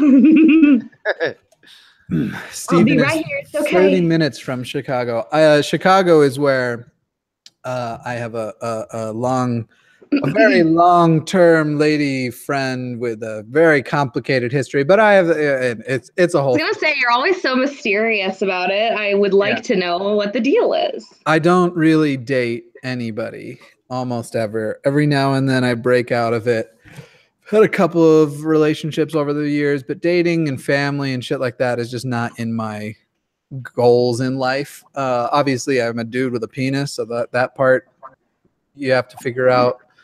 But I'm just really not into the coupling thing. However, with this one individual, it would be a person where if we could line up things better, I would certainly try. But otherwise, I'm not really interested in the whole relationship thing. Sorry, ladies. I know you were lining up. Did he say he was single? All right, I'm taking this mess out. Why did I get rubber ones? I kind of like post bun. Usually this side kind of floofs up and this side goes down. Got a little wave. Yeah. Oh yeah, with a red shirt on, I just made my screen big. With a red shirt on, I become 90% more ginger. I just think you're just ginger. You're fine. I mean, I'm not like ginger. It's okay. I'm not full on ginger. I'm not Jerome from Gotham or whatever the same actor from Shameless. I'm not that gingery. Yeah, fair. Yeah. Nadine, I assume you're talking about how I was going to say what I missed. I agree with that whole thing. I think she was agreeing with the coupling and the dating and all that stuff. Dating is weird for me at this point. Like, I'm so independent and have zero time that it's like when I do date, oh, hey, Johnny. Hey. Welcome. I want to have a cigarette too, so I'm going to do this. Oh, okay. It's not something don't get me wrong, I've been an incredible whore over the years. But I don't know. That doesn't mean you were dating.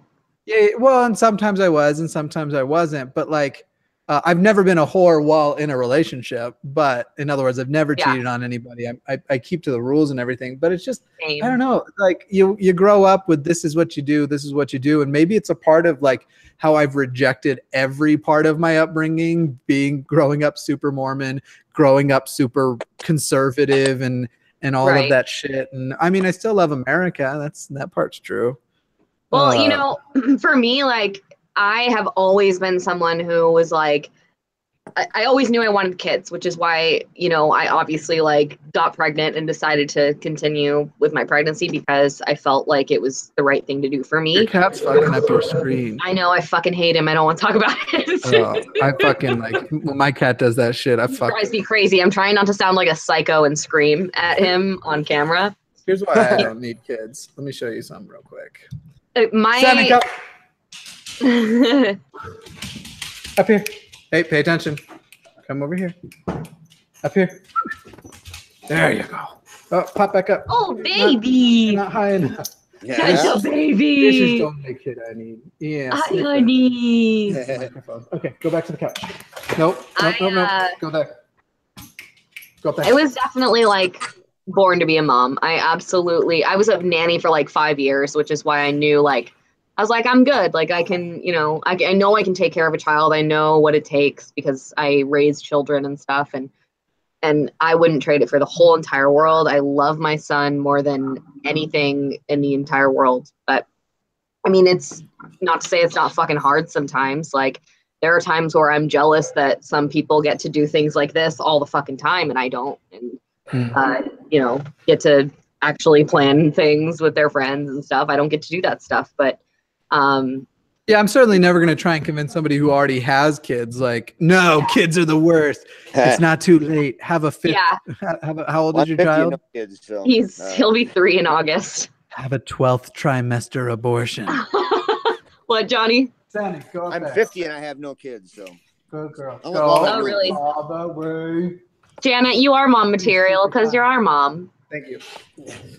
But no, I love my son. I would live and die for him. But I grew up with the total like I want to be a wife, I want to be a mom, I want to do all these things, and it's weird for me now as an adult to like realize that I don't want those things anymore. Like it's weird that because I like, you know, I'll date somebody and be like, they'll be like, can I come over tonight? And I'm like, I don't want to fucking see anybody. Like I think son fills that part of me that like craves social interaction. Like I don't need anything else. I love our life together and nothing else matters to me. But Janet, your kids aren't watching. You can admit it. You love your internet kids a little bit more than your real kids, right? We're a little bit better. I'm just kidding. Her kids are wonderful.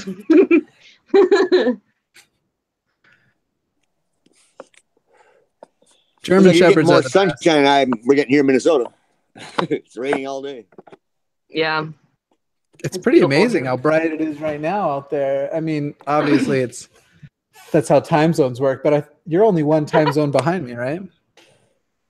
Who, me? Yeah. I'm Pacific time. I don't know. Yeah. Mountain time. So yeah. It's 7:30 here. We're almost completely dark. In the desert? In the desert. Yeah, it's still bright blue sky.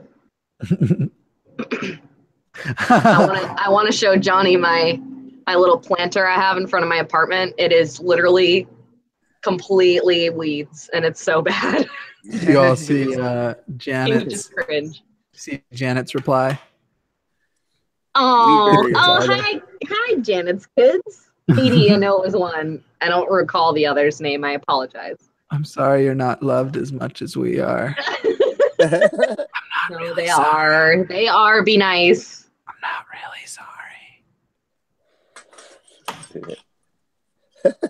Don't listen to him. Janet didn't raise us all like that.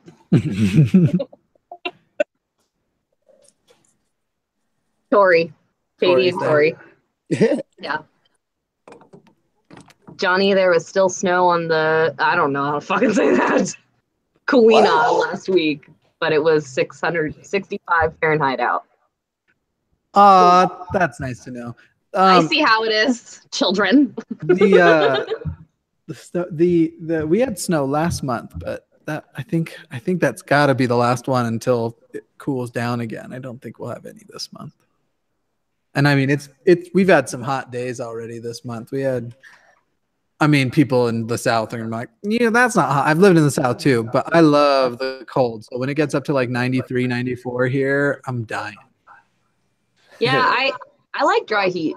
I like I would love to move to Arizona, but here, like with how much precipitation we have, it's just like miserable when it's hot out, and I sweat like a fucking pig. So I hate being fucking sweaty and gross and not fun. And we don't have AC here either, so it's like just fucking miserable when it's hot out. Another new fissure has opened up in Hawaii. Yeah, that fucking place is falling apart. I'm just messing, Janet. I was just kidding. Yeah, like Wednesday it gets up to 80 degrees and I'm already like, ugh. I like to sleep in like 30-degree air. I like to breathe 30-degree air as I sleep. I do like to put blankets on and shit, but yeah, I like to be real cold. So there was one winter where like I wouldn't ever close my window, and until one day I woke up and it was so frigidly cold that my breath had frozen into my mustache. So I just had like a crystal mustache. Are you sure you didn't drool? Pretty sure he drooled. My dad told stories when he was a kid growing up.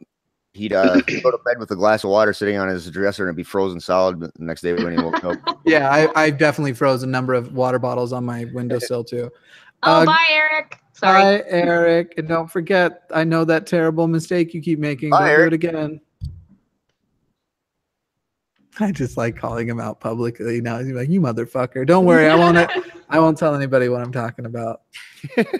Oh, I'm so cryptic. I'm sorry. I just like giving you shit, Jimmy. Stephen Bauman says Hawaii is not falling apart. The exact opposite, actually. And he's right about that, I think. I mean, it's breaking apart, right? Well, it's building. Fissures are opening. That's giant cracks. Yeah, I mean, yeah, the stuff's coming through, but it's the process that it's been going through for well, longer than my life anyway. Yeah. My great grandpa. I don't know, man. Like, I feel like if somebody covered it like dropped a big ball of shit, like literal human feces on your house that was so big it demolished your house, but the feces that was there afterwards was technically bigger than your house, you wouldn't be like, "Oh, look, they built me a new shit palace." If you're a dung beetle, you're in heaven. I'm saying. Nope, it's a hot spot. The island's getting bigger, not splitting, is what Steven said. Yeah, I guess the hyperbole police. I like you, Steven, and everything, but you don't got to be a language cunt, do ya? Can you and Kendall do a show about ghosts? I know atheists who believe, let alone theists. I would fucking love to. Like 7 proofs that ghosts are real. I would love to do that, because we were just talking before you joined in about how it took me a while to let go of that belief, and I still love the not that I believe in it, but I love the whole paranormal thing, and I would love to do that. I put a poll up on one of the cards that I put on the stream. Did anybody see it come up, or I don't have the? You put a what? I put a poll like on the cards that you put on your videos. One of the cards, I put a poll on it, and I wanted to see if. Oh, I'm not watching I'm just on the Hangout right now. I don't know how that even works. Yeah, I don't know how to see who took the poll or not. Yeah, I don't put the card in there at all. Actually, I think. Do I need the video to be going live to see? Yeah, you got to be on the stream in the chat stream or whatever. Let me I just got the pop-up chat up right now, and I can't find where that window went. What are your favorite live streams? Okay, I'm gonna go. What about heated discussions between atheists who disagree on whether or not to be a whore? I mean, I don't see anything wrong with being a whore, so we wouldn't have very much of a conversation there. I meant being an algorithm whore. Oh, yeah, we can do that. So but I do agree. Like, I don't completely disagree with you. Like, I totally get where you're coming from. I agree with what you say. I just have these weird, like, huh? Stephen Bauman said polls are for strippers. I was actually going to say, Johnny, you've seen me on a bunch of polls. What are you worried about? Oh, hi, North or South Pole? I can't remember. Yeah. No, that'd be fun though if we discuss that. I just I don't think you'll find that I really disagree a lot with you. I just have my weird biases where I'm very like, I guess, justice oriented, where I'm like, no, you should be true to yourself. But I don't have an argument behind that. That kind of makes sense. Yeah, I get what you're saying though too. Yeah. But I also like, to me it's like how I thought man buns were disgusting until my hair kept getting in my face, and I went, all right. And then I was just gonna tie it back. Oh, sex. I was just gonna tie it back, but the last loop caught it in a bun, and then I saw it in the mirror and was like, oh shit, I could get laid with a whole different variety of women with this. You know what you're missing is an alfalfa sprout sandwich. Talking. Hair's getting long. I think this may be the longest I've had it in my entire life. I did like do really emo hair when I was a kid, so it was all pushed. Oh hell yeah! And I'd wear eyeliner and fucking like think that my life was super sad and depressing when in fact it was much easier than most people's lives. Though the Mormon part sucked. One of the goth kids. No, I was more not even. I was more like emo adjacent, but. To tell you the truth, I didn't like get into like the clothing and the eyeliner until a few years later, until a few years after literally Janet just said guy liner. I look good in guy liner, just so you guys know. I believe it, to be honest. I believe it.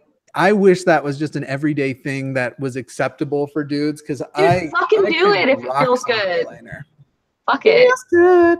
Let me find some guy liner. I'll hold it up to the camera. Okay. Go walking down Hollywood Boulevard, that's all you see is a guy liner. Yeah. What time does the non sequitur show today? Because Dylan's on. I've seen Shannon. Shannon just put up a live stream 24 minutes ago. Oh, sleep paralysis is fucking scary.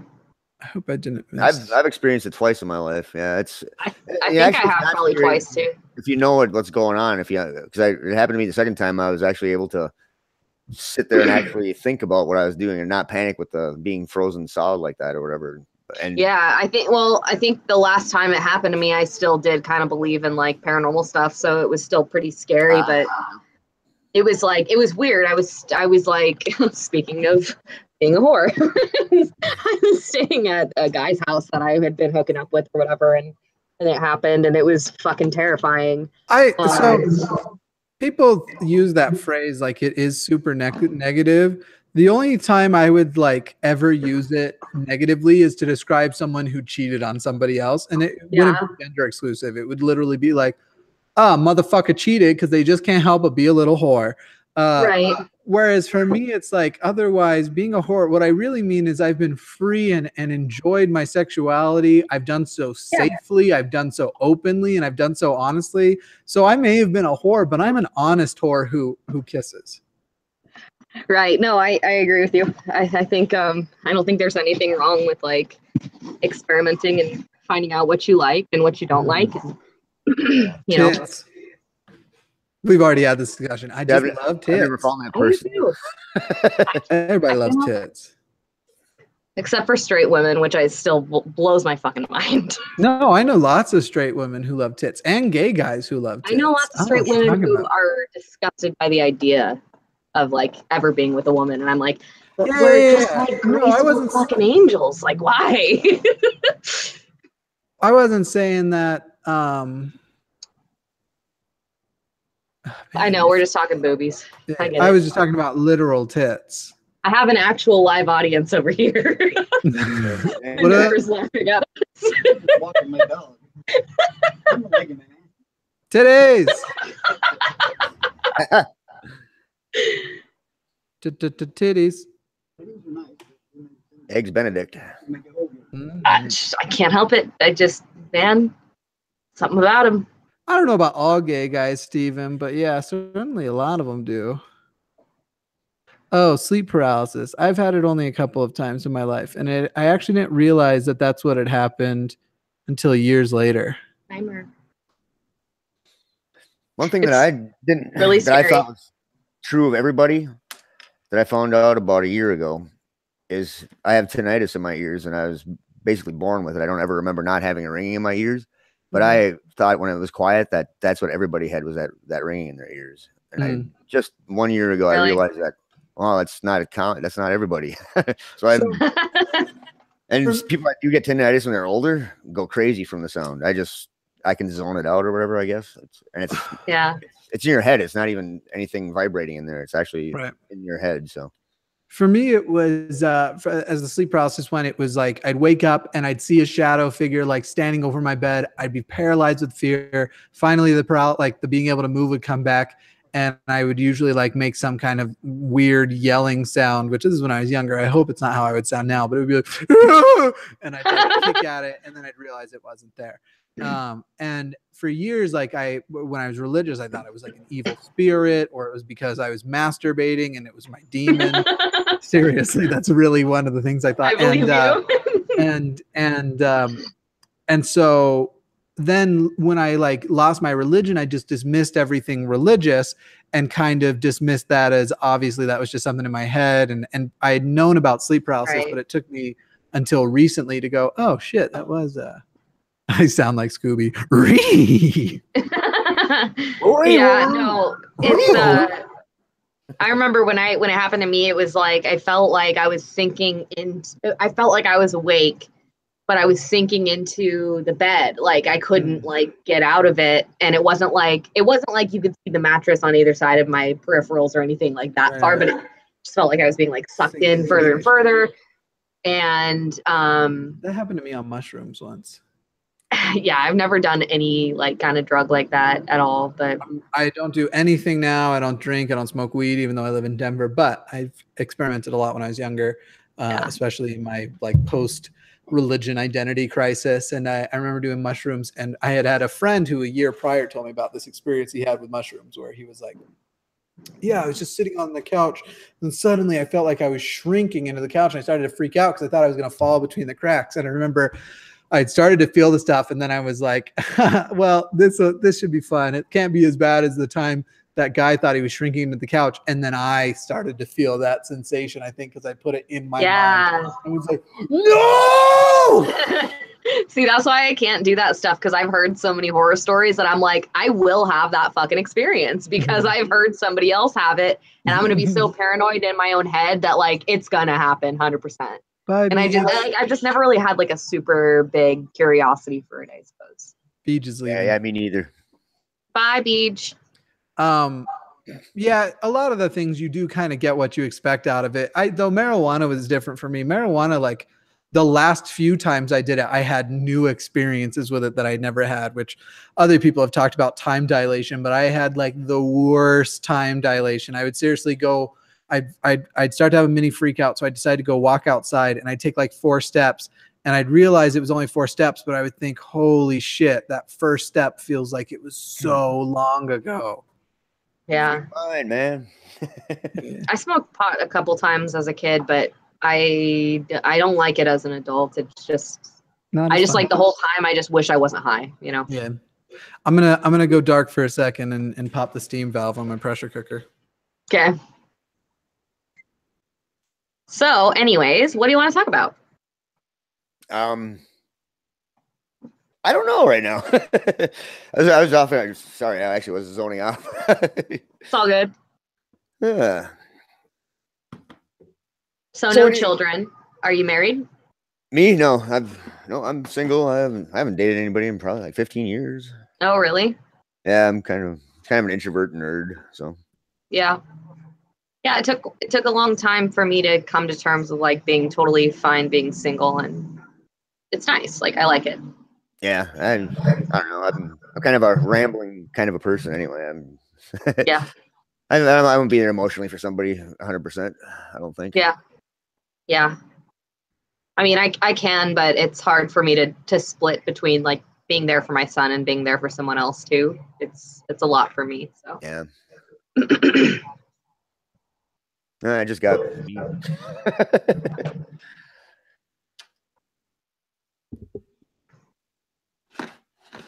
What are you in Arizona or are you in in California? No, I'm in Washington. Oh, okay. You're up north. Okay. Yeah. Yeah, I'm just across the water from Seattle. Okay.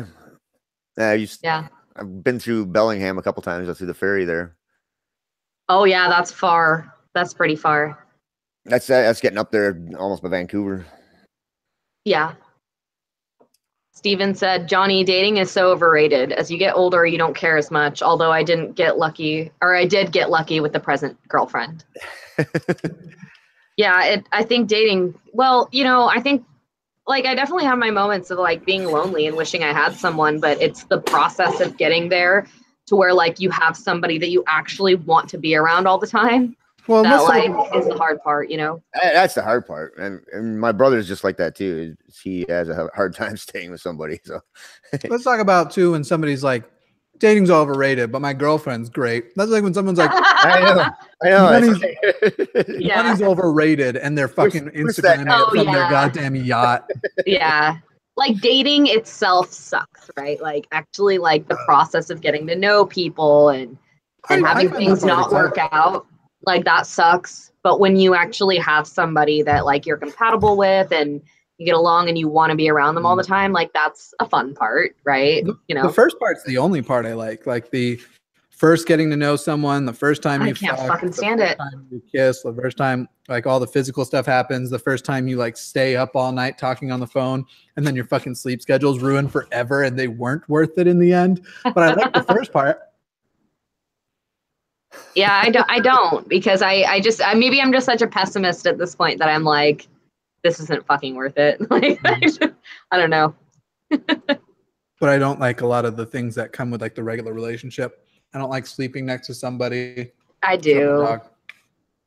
I like more of the comfortability of like I would love to just have someone by my side that was my best fucking friend that I knew agreed with me on all of the important things and made me laugh and could have an intelligent conversation with, but it's going through all the superficial bullshit that I don't like. So do that with a best friend and don't date them.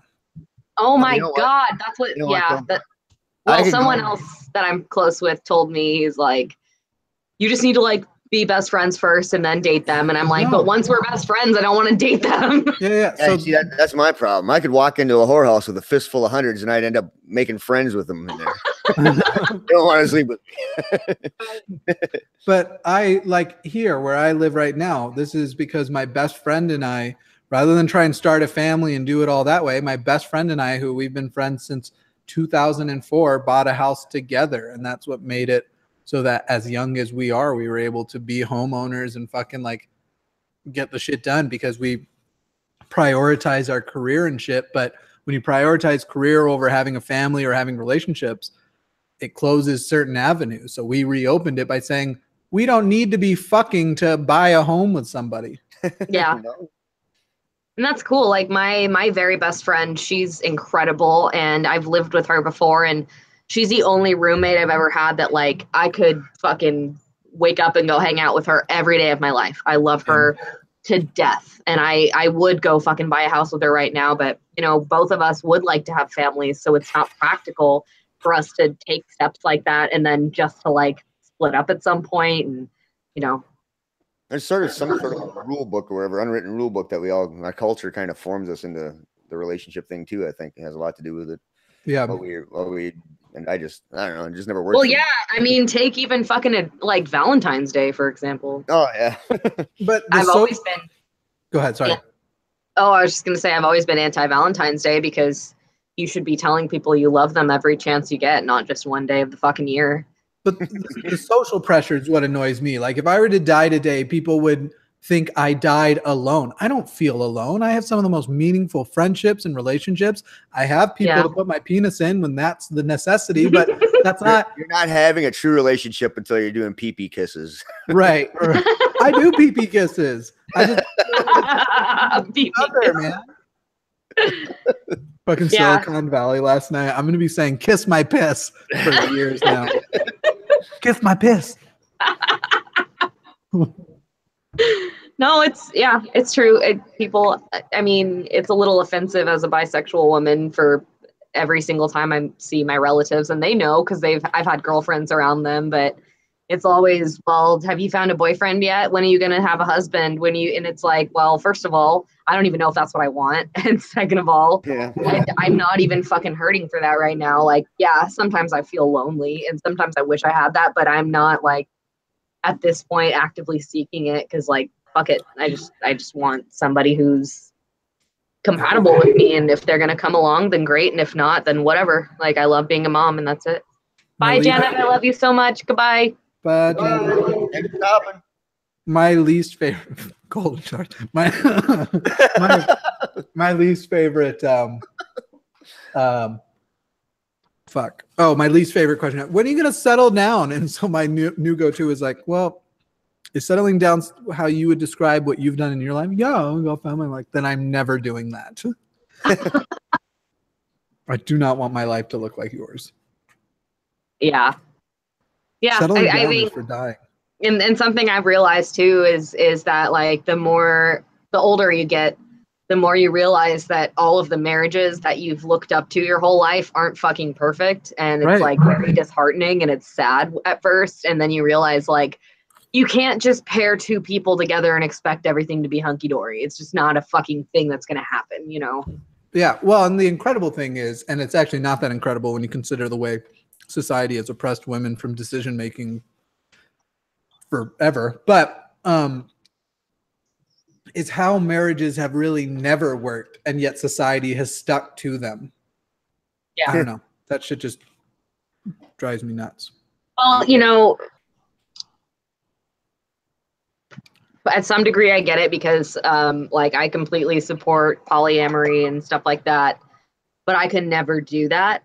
Like, I could never, ever be in, like, an open relationship or be in an open marriage or be polyamorous. I couldn't do that shit. So I think there is something to be said for, like... That's not what I meant. Excuse me. I know, but, like, there's something to be said for, one, monogamy, and two, like, wanting to have, like, that one person that you have for the rest of your life. Like, I get it. That's the part I'm talking about.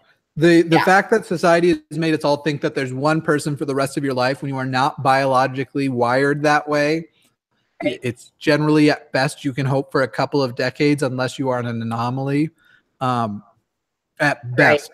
And so the thing that because of that expectation, that's why when divorces happen, they're often terrible and you don't have people having as frequently very amicable. Well, then you add dogma on top of it.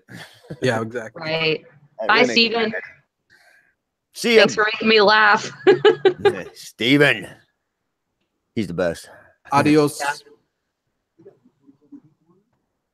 I don't know. How many people are watching? I can't tell from where I'm sitting. I think there's 8 on here yet. Right now. No, there's 8. Yeah. There was more before, though. It's just, I think we're going. Yeah. I don't know what time you guys started. It's going on 2 hours now. Yeah, people are jumping off. I ain't gonna make it to the liquor store. Oh no. That's nothing. How long did we go? We got another hour to catch up to my stream with Johnny. Yeah, we do it. Nobody wants to watch it. Right. Who wants to watch for another hour? Yeah, I got lucky. A bunch of other guys who were other people came to see. And a bunch of other guys who are people. I was nobody, but other people came on and people wanted to see them. Oh, man. Give me some street cred, somebody. Is everybody enjoying watching me eat? No. I'm almost done. No.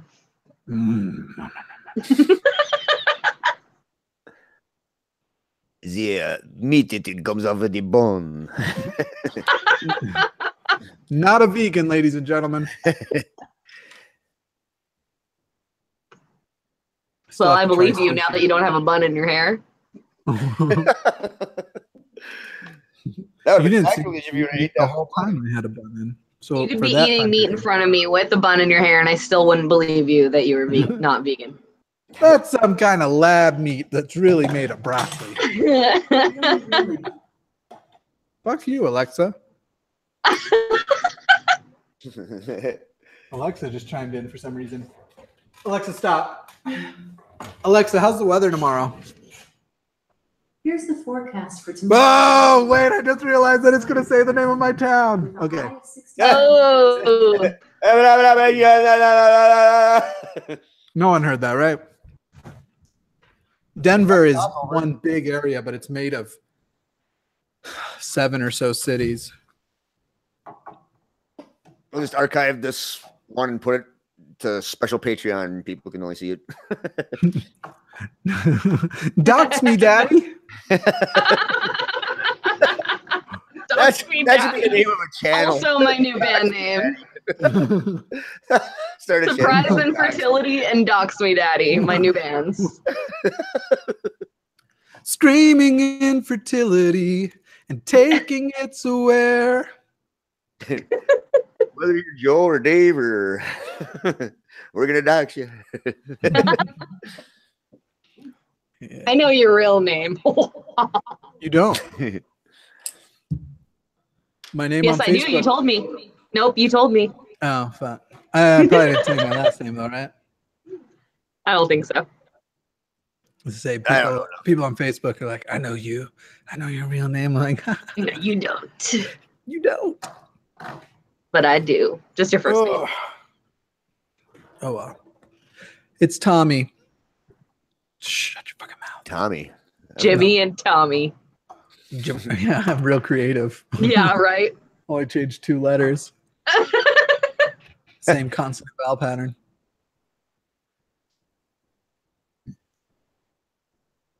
Where the heck did I put that? So, That was an awkward silence. yes, it was. Dead I air. was looking for my sound effects board and I was gonna put So you think we should do a 10 questions response? I think something that most easily splits into 2 Parts, yeah. parts. Yeah, no, you're probably right. You're probably right. I wish I mean, people fuck would you, just, but you're probably right. I wish that people would just realize that that's always true. No. No. always true. I'm always probably right. Except for when you say probably. Probably. You don't know. Yes, I do. Bitch.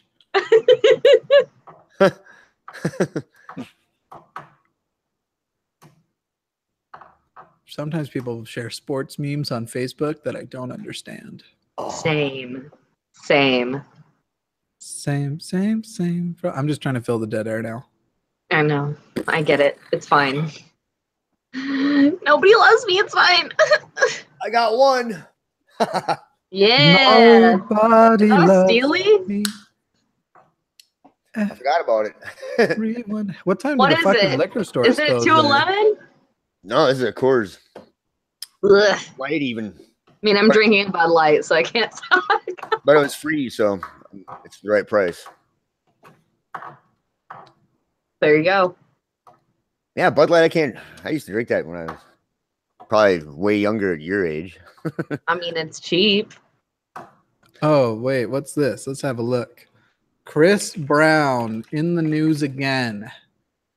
Chris Oh, Brown, for fuck's sake. Whitney Houston's husband? That's somebody else. That was Bobby Brown. Not alive. See how bad I am? Yikes. He has apparently been accused of multiple rapes. Not shocking, to be honest. Yeah, really isn't. We already, I don't want to group people as very often, but it seems to me that the line between domestic violence and rape He's isn't a woman exactly beater. fast. He's a woman beater, so there's that. Yeah. Eliana, I didn't even know you were still here. Who dat? One of my subs. She goes, Eliana. Eric said he's driving, but sends his love. Is Janet back? what? I Oh, haven't seen her back. yes? All right. I miss Obama You miss Off and Obama. on.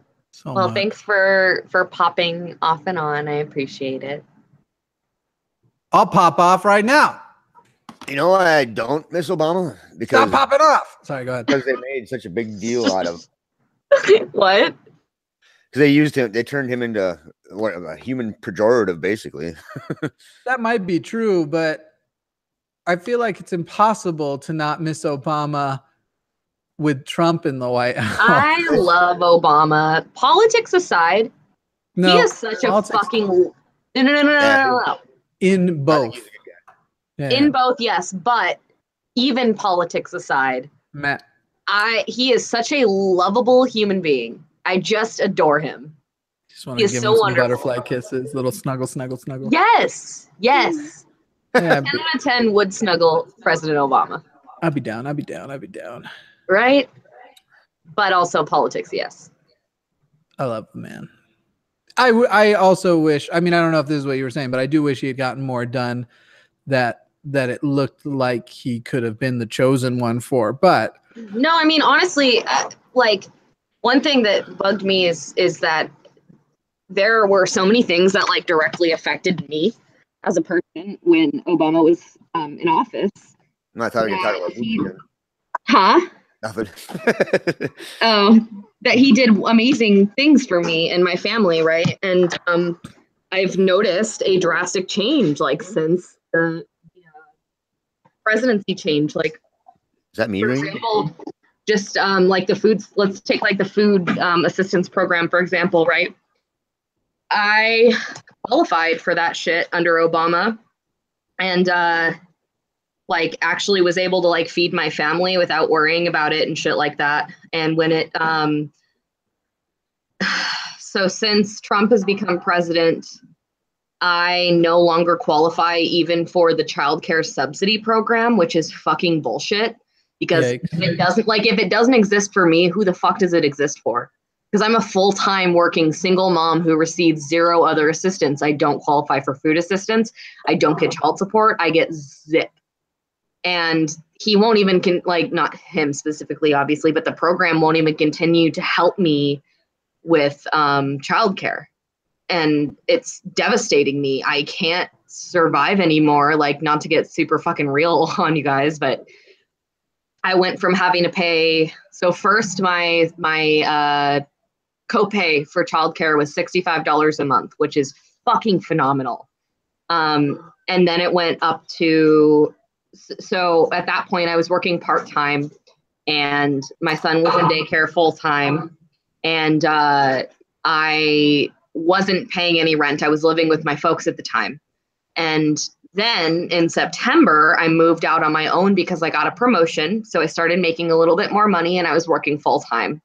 And now I need that subsidy more than I did then. And now they are taking it away from me. So right now, on top of paying my $900 rent for my 2-bedroom apartment, I'm also paying $500 in childcare expenses every month, which is only going to continue to go up until it's about $1,000. And I just can't fucking afford that. Like, I make about $2,200 a month, roughly. And that leaves me with fucking nothing, you know? And it's devastating. And I've watched the change because I've been somebody who needed to rely on those systems to live. So you did what Republicans wanted by having that baby. Exactly. Then they were just like, fuck you, bitch. And that's what drives me fucking wild. Yeah. Because they're, oh man. So something I like to ask people who are very conservative is, what is the minimum standard of living that you think all people should be entitled to just for being born in the US? And some of them will say nothing. Some of them will, but someone will be like, as long as they don't completely starve, or like they don't give a shit about the details. But I'd say most of them say nothing. I really would. And I don't think it's most, but it isn't as obviously it's not as high as a liberal. Yeah. I think most say that they have this illusion that the harder you work, the more money you make. And that's just not fucking true. It's not, you know, it depends on how lucky it depends first on your privilege, right? Like, it depends on what you're born into. And that either gives you an advantage or a disadvantage. And from there, it depends on what field you go into. And you're not fucking qualified to make that decision as a child. And I consider 18 being a child, right? Where you're not qualified to decide what's going to end up making you successful and make the living that you need to survive. And I chose the wrong fucking field. Like, I love my job, but it does not pay the fucking bills. where you're born matters, what class you're born into matters. I have a hypothesis on if everybody in this entire world had no fear of ever running out of food, there'd be a different attitude in this entire world. Probably. So I mean, food and healthcare, which healthcare is something that touches my life a little bit more than other things. But yeah, food and healthcare, that nobody thinks if I break my leg, this might end my ability to ever be financially stable ever again.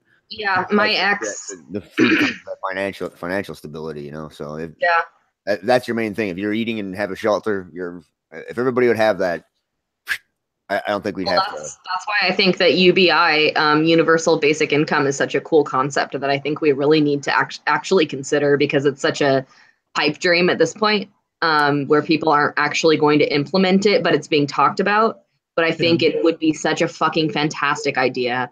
And it's something we have to do eventually, and we should. The sooner we start, the better, because we are running out of we are running very quickly to a finish line where machines, automation, and AI will take everybody's job. It will. It's true. Yeah, it's true. Including the politicians. Yeah. I want to start laughing at you and go, God damn it, you with your fucking robot talk. But it's true. Like, and it's an important I like this conversation. So, it's, my ex-girlfriend, she had massive heart problems. She had undergone major heart surgeries, from like 3 of them from the time that we were together. And anytime that she would start having her heart act up, and it would be really fucking terrifying, she would not let me call 911 because she didn't want to fucking pay the ambulance bill. And that is so fucking sad. Like, that is so horrible. I'm not going to talk in depth about my health issues, but I pass out sometimes, and nothing makes me more annoyed than people like then insisting like, you have to go. And I actually have health insurance. Going to the hospital wouldn't be the end of the world, but I know when I actually need emergency assistance, so I can empathize with your ex, because it's like, all you've done is now I'm going to have to pay a copay for this fucking ambulance ride or whatever, spend hours with. And so that shit drives me nuts. So now usually if I'm around people that I might pass out around, or the conditions are right, usually I'll just be like, if I pass out, leave me the fuck alone and just let me come back. I will recover. It only takes a couple of minutes. It's just horrible. Like, nobody wants to watch their loved ones do that and not do anything about it. It feels so shitty. Like, as someone who watched their girlfriend do that, like, it was fucking horrible. Because I felt like I was failing her. What if something does happen this time and I didn't call? Like, what the fuck then, Yeah.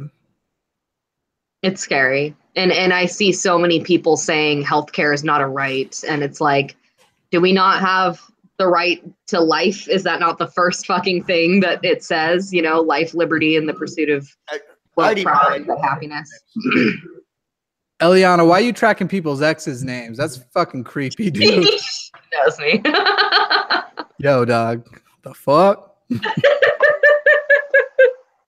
For sure. I would definitely add education to that list. Yeah. Absolutely. The good old days aren't going to fucking get us through the future. And that's what my fucking problem with conservative ideas are. Yeah, I know, Kendall. That's why. Oh. I figured it out.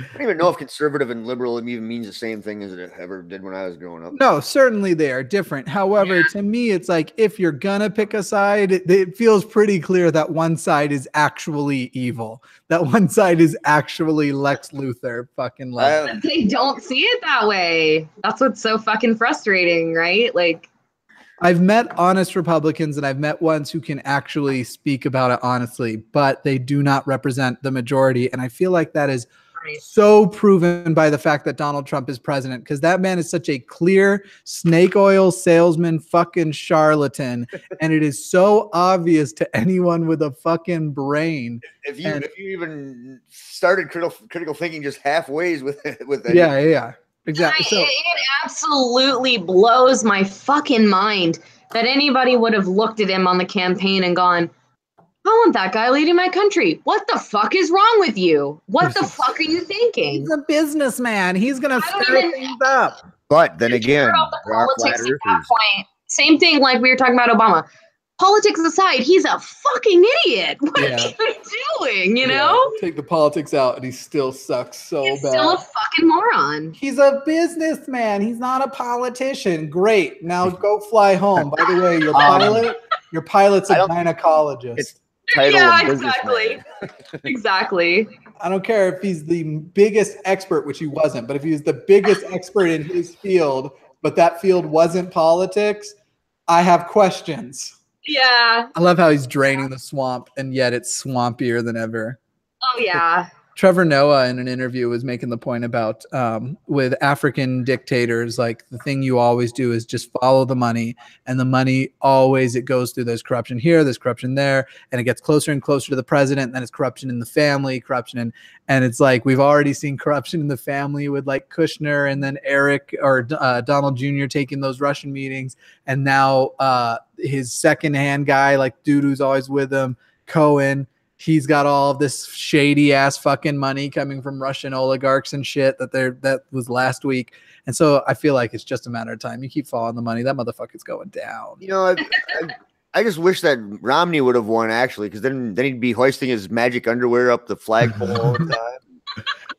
It's hard to say, man, because like if Romney had won in 12, yeah, certainly you wouldn't have Trump today. But is that the price I would want to pay? Because yeah, that's another thing that people say, that they want Trump impeached, but do you really want fucking Pence as your president? Because I sure as Pence is a fucking lunatic.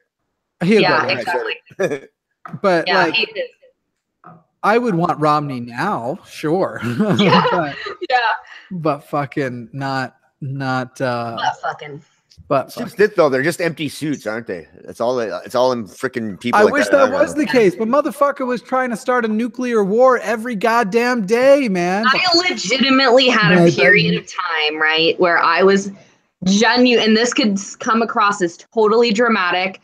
I was genuinely freaked out every day that we were gonna have a fucking nuke dropped on us. Dude, like, it freaked me the fuck out. If you're anywhere near the fucking West Coast, you should be worried. Yeah. That motherfucker was like looking at Kim Jong every day and just was like, wish a motherfucker would. Bring it on. Look at my penis. Your penis sucks. Yeah, it was so scary. Homeboy, we should just start spreading the rumor that Trump is gay. That's his worst nightmare. Every time Trump makes a stupid statement again, we should show him that picture of Mussolini and his wife where they got hanged at the end of their freaking run. Dude, every time, go ahead. No, it's okay. Go ahead. People like to compare Trump to Hitler, but fucking like when you butt fucking again. Butt fucking. You know what's on my brain. But fucking when you go watch Mussolini's speech, the flamboyancy, the expressions, the outrageous claims made with no actual backing, just like good sound bites for his followers, that's the motherfucker to compare him to, not Hitler. Exactly. Yeah, that's who Trump reminds me of.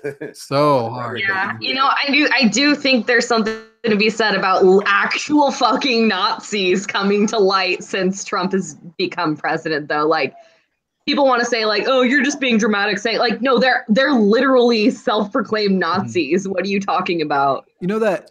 Have you seen that Mussolini video of where he like finishes the speech and then he crosses his arms, puts his chin kind of up, and his mouth goes like, no, I haven't. People.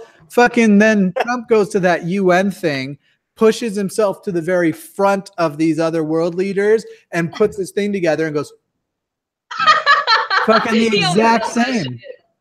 Dog, he's the same guy, man. Yeah, but you know, what I was going to say is that I voted Hillary not because I wanted Hillary as our president, but because I was so fucking afraid of Donald Trump being our president. I voted Hillary because she was our best shot against him. I voted Hillary because I wanted Bernie had it been a fair fight, but it wasn't.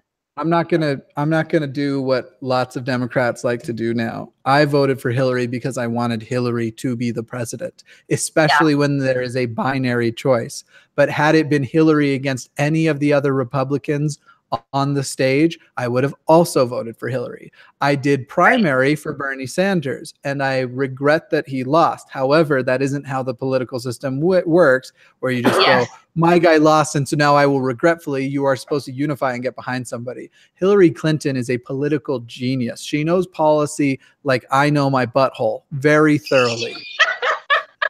So fucking motherfuckers who are... Well, I would absolutely love to have that conversation with you, because I didn't do a lot of research into actually who Hillary was, but I heard all of the obviously like slander about her, and from my point of view, Fox News shit that's been going on since the 90s. The fucking bullshit propaganda that Fox News was running in the 90s around when she was doing healthcare and all that shit. Yeah. It's the same shit. And then they had their new Benghazi thing, which Benghazi, fucking 7 different investigations, all found her of no wrongdoing, thousands of hours, fucking years and years of it. And now motherfuckers are like, after, what has it been, 9 months of the Russia investigation, no hearings. Look, a distraction. No, exactly. But they're talking about, I don't want to do the Russia, or let's just close the Russia investigation. It's been long enough.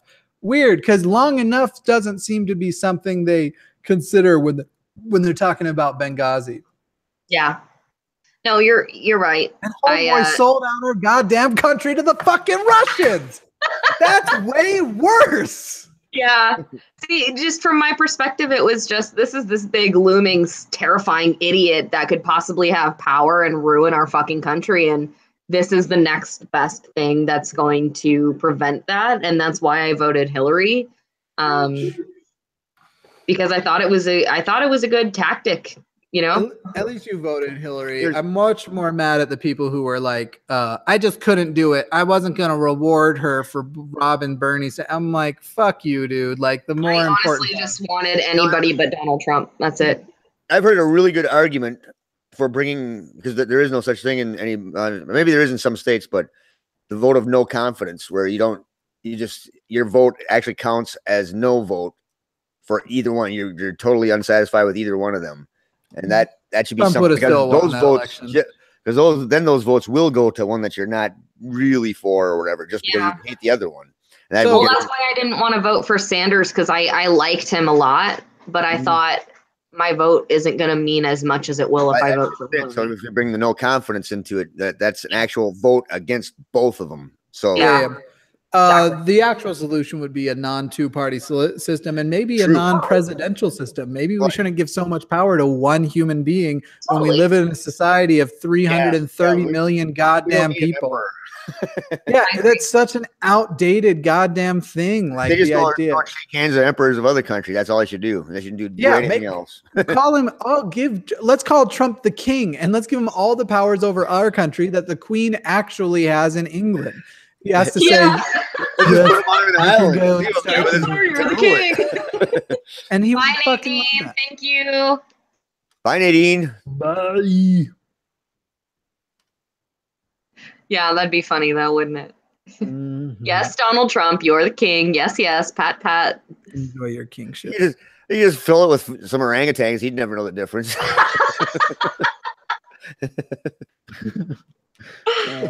Orangutan Island. Just what a fucking nutcase. And I was listening to something today that was basically saying, I think the world saw us with Obama as our president and went, oh my God, they're finally catching up. They're figuring it out.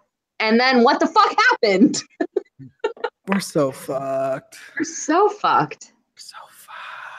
That underlying layer of hate that people. Yeah. I don't know why they hate. I feel like I'm having like a rage come down. I'm just like, ugh. I'm so mad. Now I'm just sad. It all sucks. I've had so many of them that it doesn't mean anything to me anymore. I'm numb. Yeah. The NRA still exists. You know what's funny? I work in a store that sells guns, right? And we have people. I wouldn't say I like guns, but guns are much more fine than the NRA. Anyway, sorry, go ahead. I agree. I love target shooting. It's so much fucking fun. And I think that people who are responsible gun owners should have the right to protect their families, because quite honestly, there are times where I get freaked out here. I don't live in a good neighborhood at fucking all. The guy that was on my porch fucking watching the stream, he's got no teeth and lives in a crack house, literally. Like, that's not me stereotyping. He really does. And I get freaked out here and think, like, what happens if someone breaks in and I can't protect my son? I would love to have a little pistol to protect us, you know? I mean, a shotgun is a much more effective home protection gun than a pistol, but I digress. I mean, either one goes boom and hurts people, so. No, but a pistol can miss. A shotgun cannot. I guess that's fair. But, you got to try to miss with a shotgun. Yeah. That's why it's my favorite weapon in every fucking video game. yeah. That close range. Yeah. Yep.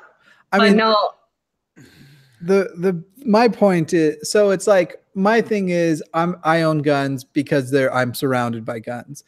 I would rather live in a society where that wasn't the case, but we don't even have the option to disarm in humble opinion. So if we don't have the option to disarm, then we talk about responsible gun ownership. But it just is a fucking statistical fact that countries without guns don't need them and don't want them. Right. Yeah, all you're doing is escalating it, you know. Yeah. Well, the funny thing that I was going to say about the NRA is people come in all the fucking time because we carry Yeti products, and I don't know if that's something that we know because we're in that business, or if everybody knows about that. About the whole Yeti. Yeti is a company that they make coolers and travel mugs and stuff like that, and apparently the NRA, their contract with Yeti had expired and they started a new one. And the way it was portrayed in the media was the NRA is cutting ties with Yeti. Fuck Yeti. And people are literally putting videos up on the internet of them shooting the shit out of their Yeti coolers, which are like $300 to $400 fucking dollars. Now I know that. What was that? I said, now I know. Now that name rang a bell when he said that. Yeah, they're making videos of them shooting it and saying boycott Yeti and all this shit. And we literally have customers coming into our store going, do you still have Yeti products in your store? And we'll go, yeah, like they're a fucking great product. And they'll be like, well, fuck you guys. You've lost my fucking business. Like, I can't believe you guys would fucking succumb to that. Yada, yada, yada. And I actually had a fucking drunk guy come in the other day and go, do you have any of this specific style of an NRA baseball cap? And we said, no, we don't have that specific style. We have all these other ones. And he was like, fuck you guys never get my business again. Can't fucking believe you're not having the NRAs back. And it was like, we have all these other fucking NRA things. What are you talking about? I just got done marathon watching Rush Limbaugh, and I'm not putting up with anything. Homies, my homies, I have something to say.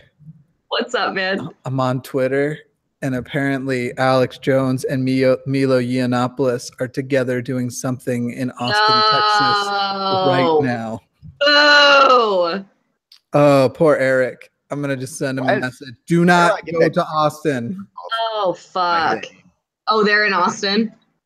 Yeah. Why do I always get that taste in my mouth when I hear Alex Jones's name? I get it as bad with Milo. I get it just as bad with Milo as I do. The water's making it to Austin. Okay. Milo and Alex Jones are there right now. Oh, good. They're both close together. We can just nuke the spot. I love Austin, man. That's my favorite. You ever get out the city limits? Do I ever go where? The city limits in Austin? I've never been to Austin. I'm moving there though. Oh yeah, okay. Yeah. That's right. That's right. You haven't been there. You're going there. Going. Yeah. Going. Yeah, I've never been to Texas either, but I'd like to. Oh, I've been to Texas. Actually, I probably have been to Austin when I was younger, but I don't remember like anything about it besides whatever fucking that park was we went to. Yeah, I've been here. I want to say Montana, California, Utah, and Arizona. That's about it. Huh? Yeet. Anyway, to our audience, please send your titty photos to Kendall. Kendall C. Hopkins at gmail.com. Hopkins at gmail.com with subject line care of Johnny DriveBYE. CC Mr. Atheist. Adults. I'll make adults sure only. for you. Adults only, please. Yeah, please. We don't need to make Kendall a sex offender. Fucking fun fact. Can I tell you guys something that I've literally never told anybody before? Are you about to come out as a sex offender? And now I'm worried. No. I had a young girl, like 11 or 12. Yep. Who was watching my YouTube videos, and she added me on my Snapchat. Yep. And she started talking to me and was just very innocent, you know, I really like your videos, like real sweet or whatever. And I'd just be like, thank you so much. And she would send me very innocent pictures of herself on like just Snapchat, like her face, like, hi, I'm doing this. And I would be like, oh, cool. Like, have a good day. And she fucking sent me a picture of her bare chest and was like, will you tell me like if you like my boobs or something like that? And I fucking freaked out. I was like, who told you that this was okay to say? Like, you can't send these pictures to people. You're really lucky it was me. How old was she had to have been 11 or 12. I mean, just based on even the picture and like the way she talked, it was so fucking disturbing. And I haven't told anybody this because I was so like taken aback. Like I was like, do you have anybody in your life to talk to about what you're going through? Like, do you have somebody to talk to about sexual urges, or like a trusted parent or a counselor? Because like this, you cannot do this. You cannot fucking send people pictures like this. I worked at Sprint years ago, and I had a fucking 15-year-old girl try to give me her number, and I was like, I'm 25. I could be your dad. It was so disturbing. I had no fucking words for it because I was like, I don't want to make her feel horrible and be like, that's disgusting, don't send me that, because I don't want to fucking traumatize her, but also I wanted to be like, this is not okay. Like I didn't know how to convey that, you know? And I haven't heard from her since, but oh my God. Yeah, it's some horrible. Scary shit. It was so fucking horrible. One also where like there's all kinds of ways that shit can go down, because there's always the possibility too that it's like a fucking predator fucking trying to find just another person who's into kids too and shit like that. I guess that's true. I mean, it was a Snapchat, so I would assume it was authentic. Yeah. But it was, I still feel I feel guilty for receiving it, even though I obviously didn't fucking solicit it. Yeah, but I feel bad. Like I want to know that she's okay and that she's like coping with her sexuality healthfully. And I just feel so fucking bad, you know? Nah, that she ain't okay. Dude. No, she's not. Yeah. It's horrible. Fuck. Ugh. Yeah. Yikes. It was so disturbing. Well, thanks everyone for joining. We're going to end on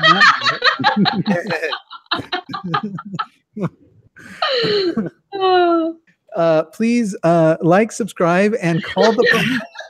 And don't send me your fucking prepubescent nudes. Thanks. Call the cops on Kendall. So you get notifications. If you're an adult, you now know where to send them titties. Fuck you guys. But if you are a child, die. Just in general, all kids die. Only unsolicited cat pics are welcome. Yes, Katie, I agree. Can you imagine if anybody was as unsolicited with any part of their body that random creepy dudes are with their dicks online? Oh my God.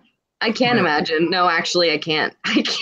I feel like that would go away if every time a girl received a dick pic, if she replied with a picture of her butthole, but like unwiped. I mean, maybe, but there are guys that are into that shit. Unwiped buttholes, though? I was literally on a thread the other day of this stupid Facebook group for memes and shit. And someone goes, if your boyfriend asked you to let them piss on you, would you do it? And all the fucking comments said yes. And I was blown away. I was like, hi. I've had a few threads that I thought I was crazy the way people went, but sometimes it's just like whoever the first 4 or 5 people are that post, everyone will go with it. If it's the same post, the same consensus, people won't voice. They're like, I don't want to get in this debate. I will guarantee you one thing: if you can think it, somebody's into it. That's true. I guess I more meant the masses. And listen, if a guy if you send a guy a picture of your poopy butthole when a girl in response to a dick pic and he's like, I still love you, I'd give it a chance. All I'm saying. I don't want some freak like that. That's fucking extreme. I'm just saying that dude already loves you at your Kanye, so now let him love you at your Jay-Z. Oh my god. I mean, that's fair. That's fair, Jimmy. God damn it. Somebody's gonna say I was. Why do I let him into that? No, I just wanted a reason to procrastinate. I'm trying to get all this shit done this week, and it's so much. Question: Do men actually acknowledge and know that unsolicited dick pics are actually a thing that happens? Yeah. I mean, I know they exist. I don't do them. I have sent dick pics upon request to a girl who is, I feel like the ratio of nude received to nude sent is usually like 8-1. I don't send like a ton of them, but upon request, because there are girls who like them. Which is I'm not ashamed of my penis. Yeah. No. Yeah, I get that. I'm saying I'm fine with the solicited one. I'm just saying to anybody with really great tits who's watching right now, if you'd like to see my penis, please send me. No, pop into my DMs. No, but I'm just curious. Is that something where men go, "Oh, that doesn't actually happen," because it actually fucking happens. No. So not only like it depends on the man, I think, and I think it depends on the man and how much they give a shit about other people to go and find out. But like. When I first was hearing about it, I wanted to know how bad it was. So I was asking people like, yeah, I get so many a week, or I get this many a day. And so I remember messaging my little sister, who at the time was like the most innocent Mormon girl in a Mormon town at a Mormon school, all this shit. And I was like, surely. I was like, everybody's getting them apparently. Surely you are not. She was like, yeah, probably about 2 a month. Like, it's bad. It's so bad, you guys. What? Wow, if anybody ever wants to know if misogyny is still alive in general outside of the atheist community, yes. I'd say the closest to sending an unsolicited dick pic I ever got was when a girl had been sending me all kinds of nudes and stuff, and we were just like flirting a lot, and later got into a physical relationship for a while. And then like I was like, one day I was just like, oh, thank you, these are awesome. Like, but do you want anything back? And she's like, nah. And I was like, oh. We don't care. We literally don't care. I was gonna go fuck myself, I guess. It's like that's awesome. And I did, because she had been sending nudes. So of course I fucked myself. But the moral of the story was I was a little offended, and so that's the only time I would have been like, well, here's my penis anyway. I didn't really do that. It's a joke. Yeah. No, it's funny because like I honestly it's just such a different dynamic between fucking like men and women. Like, I would welcome any fucking nude from a woman any day, and like when men come, it's just like I'd rather not. Like, that's just culture that taught you that way. But okay, Clade. So Clade says, I can honestly say I've never seen one, or I've never sent one, unsolicited or not. Such a weird thing. Sorry, Johnny, go ahead, and then I'll reply to him. Oh no, I'm just saying. Nothing. Go ahead. Okay. So Clade, have you ever received one and enjoyed it? Like, have you ever received tits? Or I'm not as into like, if there's a vagina in the photo, usually I want there to be more. Like, I don't like those close-up snapshots of your snapper, but like, I don't know. I don't want the close-up. I don't want the spreads. I don't want any of that. So Clade, like, but like, have you ever received a photo that was that explicit that you were like, yeah, hell yeah? And I guess if you haven't, and you still can't, and you can't understand how receiving that would appeal to people, that's one thing. But like, I love receiving photos. So even though I don't get it, it's not as though I'm going to return that. Casey. Hi, Casey. Is that the case? Also, can we talk about Fenrir the God Eater? Is that a play on Fenrir Greyback? Because if so, you have my heart. I'm ready to commit to you. Okay, who's blowing up my phone right now? Brilliant Doubt. Give me like 2 seconds, okay? I done. I'll be 1,000, 2, 1,000. You're done. Well, you're done. 2 seconds are up. There she's gone.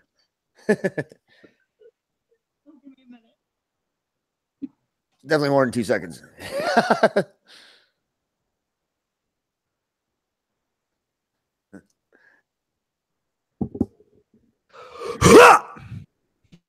I'm sorry. I don't know why I did that. Happy days are here again. Happy trails to you. Casey, is that Bum-ba-dee-da-bum. Oh no. Never mind. Sorry, that's a different case. The Casey I'm thinking of is Godless Engineer's wife. Oh yeah, Caitlin Chloe. Yeah. She's really nice. Yeah, she's awesome. I'm hoping to have her on fucking Sunday Mass in the coming weeks. I have Godless Engineer on this week's Sunday Mass. Clade, nope, not appealing to me, not condemning others, just not my thing. Yeah, I don't know, man. Clade, like, I don't know what your situation is, brother, but receiving a photo of some titties is just the greatest thing. It just is. It makes me happy. It takes my whole day up. You get that little rush of like, hey, I feel it's kind of like getting a kiss on the cheek almost, but with obviously more sexual undertones, but where you're just like, oh, I am physically connected to another human being. I like that part. Johnny, if you were doing that with your hands just an inch lower where no one could see what was happening down there, it would have looked real weird. What are you doing over there? Just twiddling my cord. Penis. Unfortunately, Kendall, it was a reference to a Norse demigod. What? The Fenrir thing. Clay, I'm gonna send you some titties and you let me know. You know who Fenrir Greyback is, Jimmy? I know who Fenrir Greyback is. Who is he? Motherfucker, I'm not that old. Who is he? How old do you think I am? It's not about age. All right. How deep do you want me to go in? Fenrir Greyback is a fucking werewolf who specializes in specifically attacking children, and was in fact the werewolf that turned Remus Lupin, godfather to Harry Potter. With you. I'm gonna keep going. Shut your fucking mouth. Now it's my turn. I'll be right back. Yes. Okay, I'm so happy. How old do you think I am? Wait, how old do you think I am? I think you've told me. 27? No, I'm 28. 28. God, you're so far off. Oh my God, you think I look 27? We're not even friends, are we? Oh my God, what a basic ass bitch. I mean, I'm not denying that. So like, just a baby. Right. What up? You're just a baby. I'm a bigger baby than he is. I'm a baby. I'm an old. Do you even like know how old I am, Jimmy? Yeah, you're 24. Damn it. I remember conversations. So do I. Just not as good as you. Stop. Now I'm done. Now you may reply. Me? I'm a baby face? Katie. Apparently.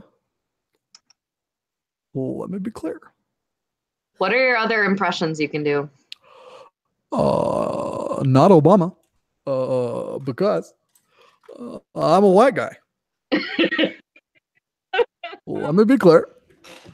I don't know. A lot of the impressions I find out I can do, I find out the first time I do them, and just as I'm watching a show. And there are times, like, for example, Rick from Rick and Morty. I did the best the first time I tried to do it, and then I tried to break it down and stuff, and now it's not as good. Morty, you just go, oh geez, but that's not very good either. But so it depends on the. I mean, it just depends on. I don't think I can do any impressions actually. I'm pretty good at accents if I take a second to get into them, but yeah, my go-to will always be Stewie. which is good. Well, that didn't sound like anything Stewie has ever said. But it's a classic. It's a good one. What the deuce? Oh, I have chapstick. Oh, thank God. Let me put on some chapstick. I'm so disturbed by the way you were putting on that chapstick. This is good stream content. How many people have remained? 7. Ow, ow! 2, 3, 4, 5, 6, 7. 7 people with nothing better to do. 7. And one of them is me because I'm logged into the YouTube. Oh man, me too. Son of a bitch. We're at like 5. And probably Johnny is on too. Johnny might be doing it. Oh, sorry, I had to flip the baby. It was getting too down on one side. Oh, okay. Oh yeah, makes sense. It's fine. We were just recognizing that was 7 people in, and the fact that we each have a YouTube open that's probably only 5 and maybe 4 if you've got it open too. Well, I don't know what time is it. 9:40 p.m. my time. Well, I'm not gonna make it 3 hours. We gotta shut her down here sooner or later. Yeah, what did ours does it restrict you to clip it to 2 hours afterwards? Because I noticed something happened to ours. There's something about it after 2 hours you can't do something to it. I can't remember what it was, but okay. You can't I think there's something you can't like pull like copyrighted stuff out of it or whatever, if I can't mute it off or whatever. I'm not sure about that, but I think it's actually 4 hours. No, maybe not. Kendall, what's your Twitter handle? It's at Kotronic. So it's KOTRI, or sorry, Okay, start over. KONIC. Kotronic. Did I spell it right? Kotronic, yeah. Yeah, it's an old nickname, so it's silly, but I can't. I'm already following. And what's your Pornhub handle? Yeah, that's it's gonna be Kendall Pop on My Dickkins. Mine's Lazy Wiener underscore. Why don't I have one of those? Lazy Wiener. I don't know, why don't you? Lazy Wiener underscore poopy butthole. Oh, jeez. And yeah, my YouTube channel is just Kendall Hopkins. Yeet. But yeah. This is super fun, and thank you so much for having me on. Oh, thank you for coming on. You're awesome. Oh, thank you. I'm just doing my best. That's all we can do. Who you got next, Johnny? You know what? I don't have anybody now. I've got to figure out somebody for next week. I'll do it again. I'm just kidding. But no, yeah, and Jimmy. I'm gonna be out there searching for somebody, so you better watch out. I might be doing a drive-by on you. Yeah, maybe Janet would like to do one. It'd be fun for her, I think. And yeah, I'll have to check her channel out. She doesn't have a channel. But she's done. I'll send you some links to a live stream she did, and she's just wonderful. Cool. She has wonderful opinions, and she's a wonderful person, and I love her. Yeah, if she comes on, I'll jump back in again too. Yeah, and I would love to if I was invited. I wasn't invited. Tyson on here. I just ran my way right in. I know, but nobody's shocked by that. I'm just saying, you don't got to be invited. I just asked. Yeah. Nobody was invited to my stream, and yet there was like 6 other people in it after not very long. Yeah. But everybody showed up that day. I like all of them. But cool, yeah. This was really fun, and thank you again. And I hope we can stay in touch and talk soon, and maybe do it again. Yeah, well, I'll probably be running more live streams during the week or whatever. I'm ending up with more time, so we'll do those. This one's kind of, like I said, it's going to be set up more for introducing new people in the community or whatever. Yeah. Yeah, but, I love it. It's a great thing you're doing. I think your channel's awesome, and I told all of my subs to, if they came here, to subscribe. So I hope that they listen. They never do. Nobody ever listens. No. They didn't do it for Jimmy either. I was like, Jimmy, I have more subs than you. I'll give you a shout out, and nothing. Yeah, they never translate. So you probably get. I think the going rate is like 12 to 18% of your subscribers will probably do that, but that's about it. I got a pretty good sub boost after Sunday Mass, though. That was fun. Yeah, yeah. I don't know how that quite works. I mean, I don't know how you get all those everybody with all those subs though on there, that makes a difference too. I wish you could tag on YouTube when another content creator is in your show, even if it sends them a notice that says, "Would you like to approve this tag or whatever?" Yeah, I remember them giving the reason for that they don't do that, but that's part of the spamming thing or two, I suppose. Yeah, that's what I'm saying. Like, just make it that you approve it. Like, if you and so are working together, you both go to this one spot and you click the confirmation link. That way you don't have to worry about getting spammed with requests. Like if you're Philip DeFranco and somebody's just trying to trick you, you can actually have it be like two people who are talking, you're both given the same link to confirm or something. There's ways around this shit is all I'm saying. And it would have been cool if people who are looking for, like who are watching Shannon Q on something else today gets a suggested video, which is Sunday Mass. Oh, another freaking atheist. He's got that calendar up that he has. That kind of keeps track of all the live streams that are going on. Oh, sick. Where's that? He was in the chat here. Yeah, where's the calendar at? He just has it for himself, or he has it posted? He's got it posted. I think I got a link somewhere. I'll have to find it. Yeah. Oh, gee. But he's posted it up on Twitter a couple times. I'll send him a DM and have him post it up there and tag you in it too. Yeah, that'd be awesome. All right, cool. I'm gonna go put my kiddo to bed, but it's been wonderful and thank you so much. Yeah, well, thank you. I love it. I can't wait to see more of your stuff. Actually. Well, thank you very much. I'll speak with you both soon. Thanks all right, for letting me intrude. Yeah, no problem, man. All right. Goodbye, everybody. Thanks for stopping in. Thanks, everyone. Bye.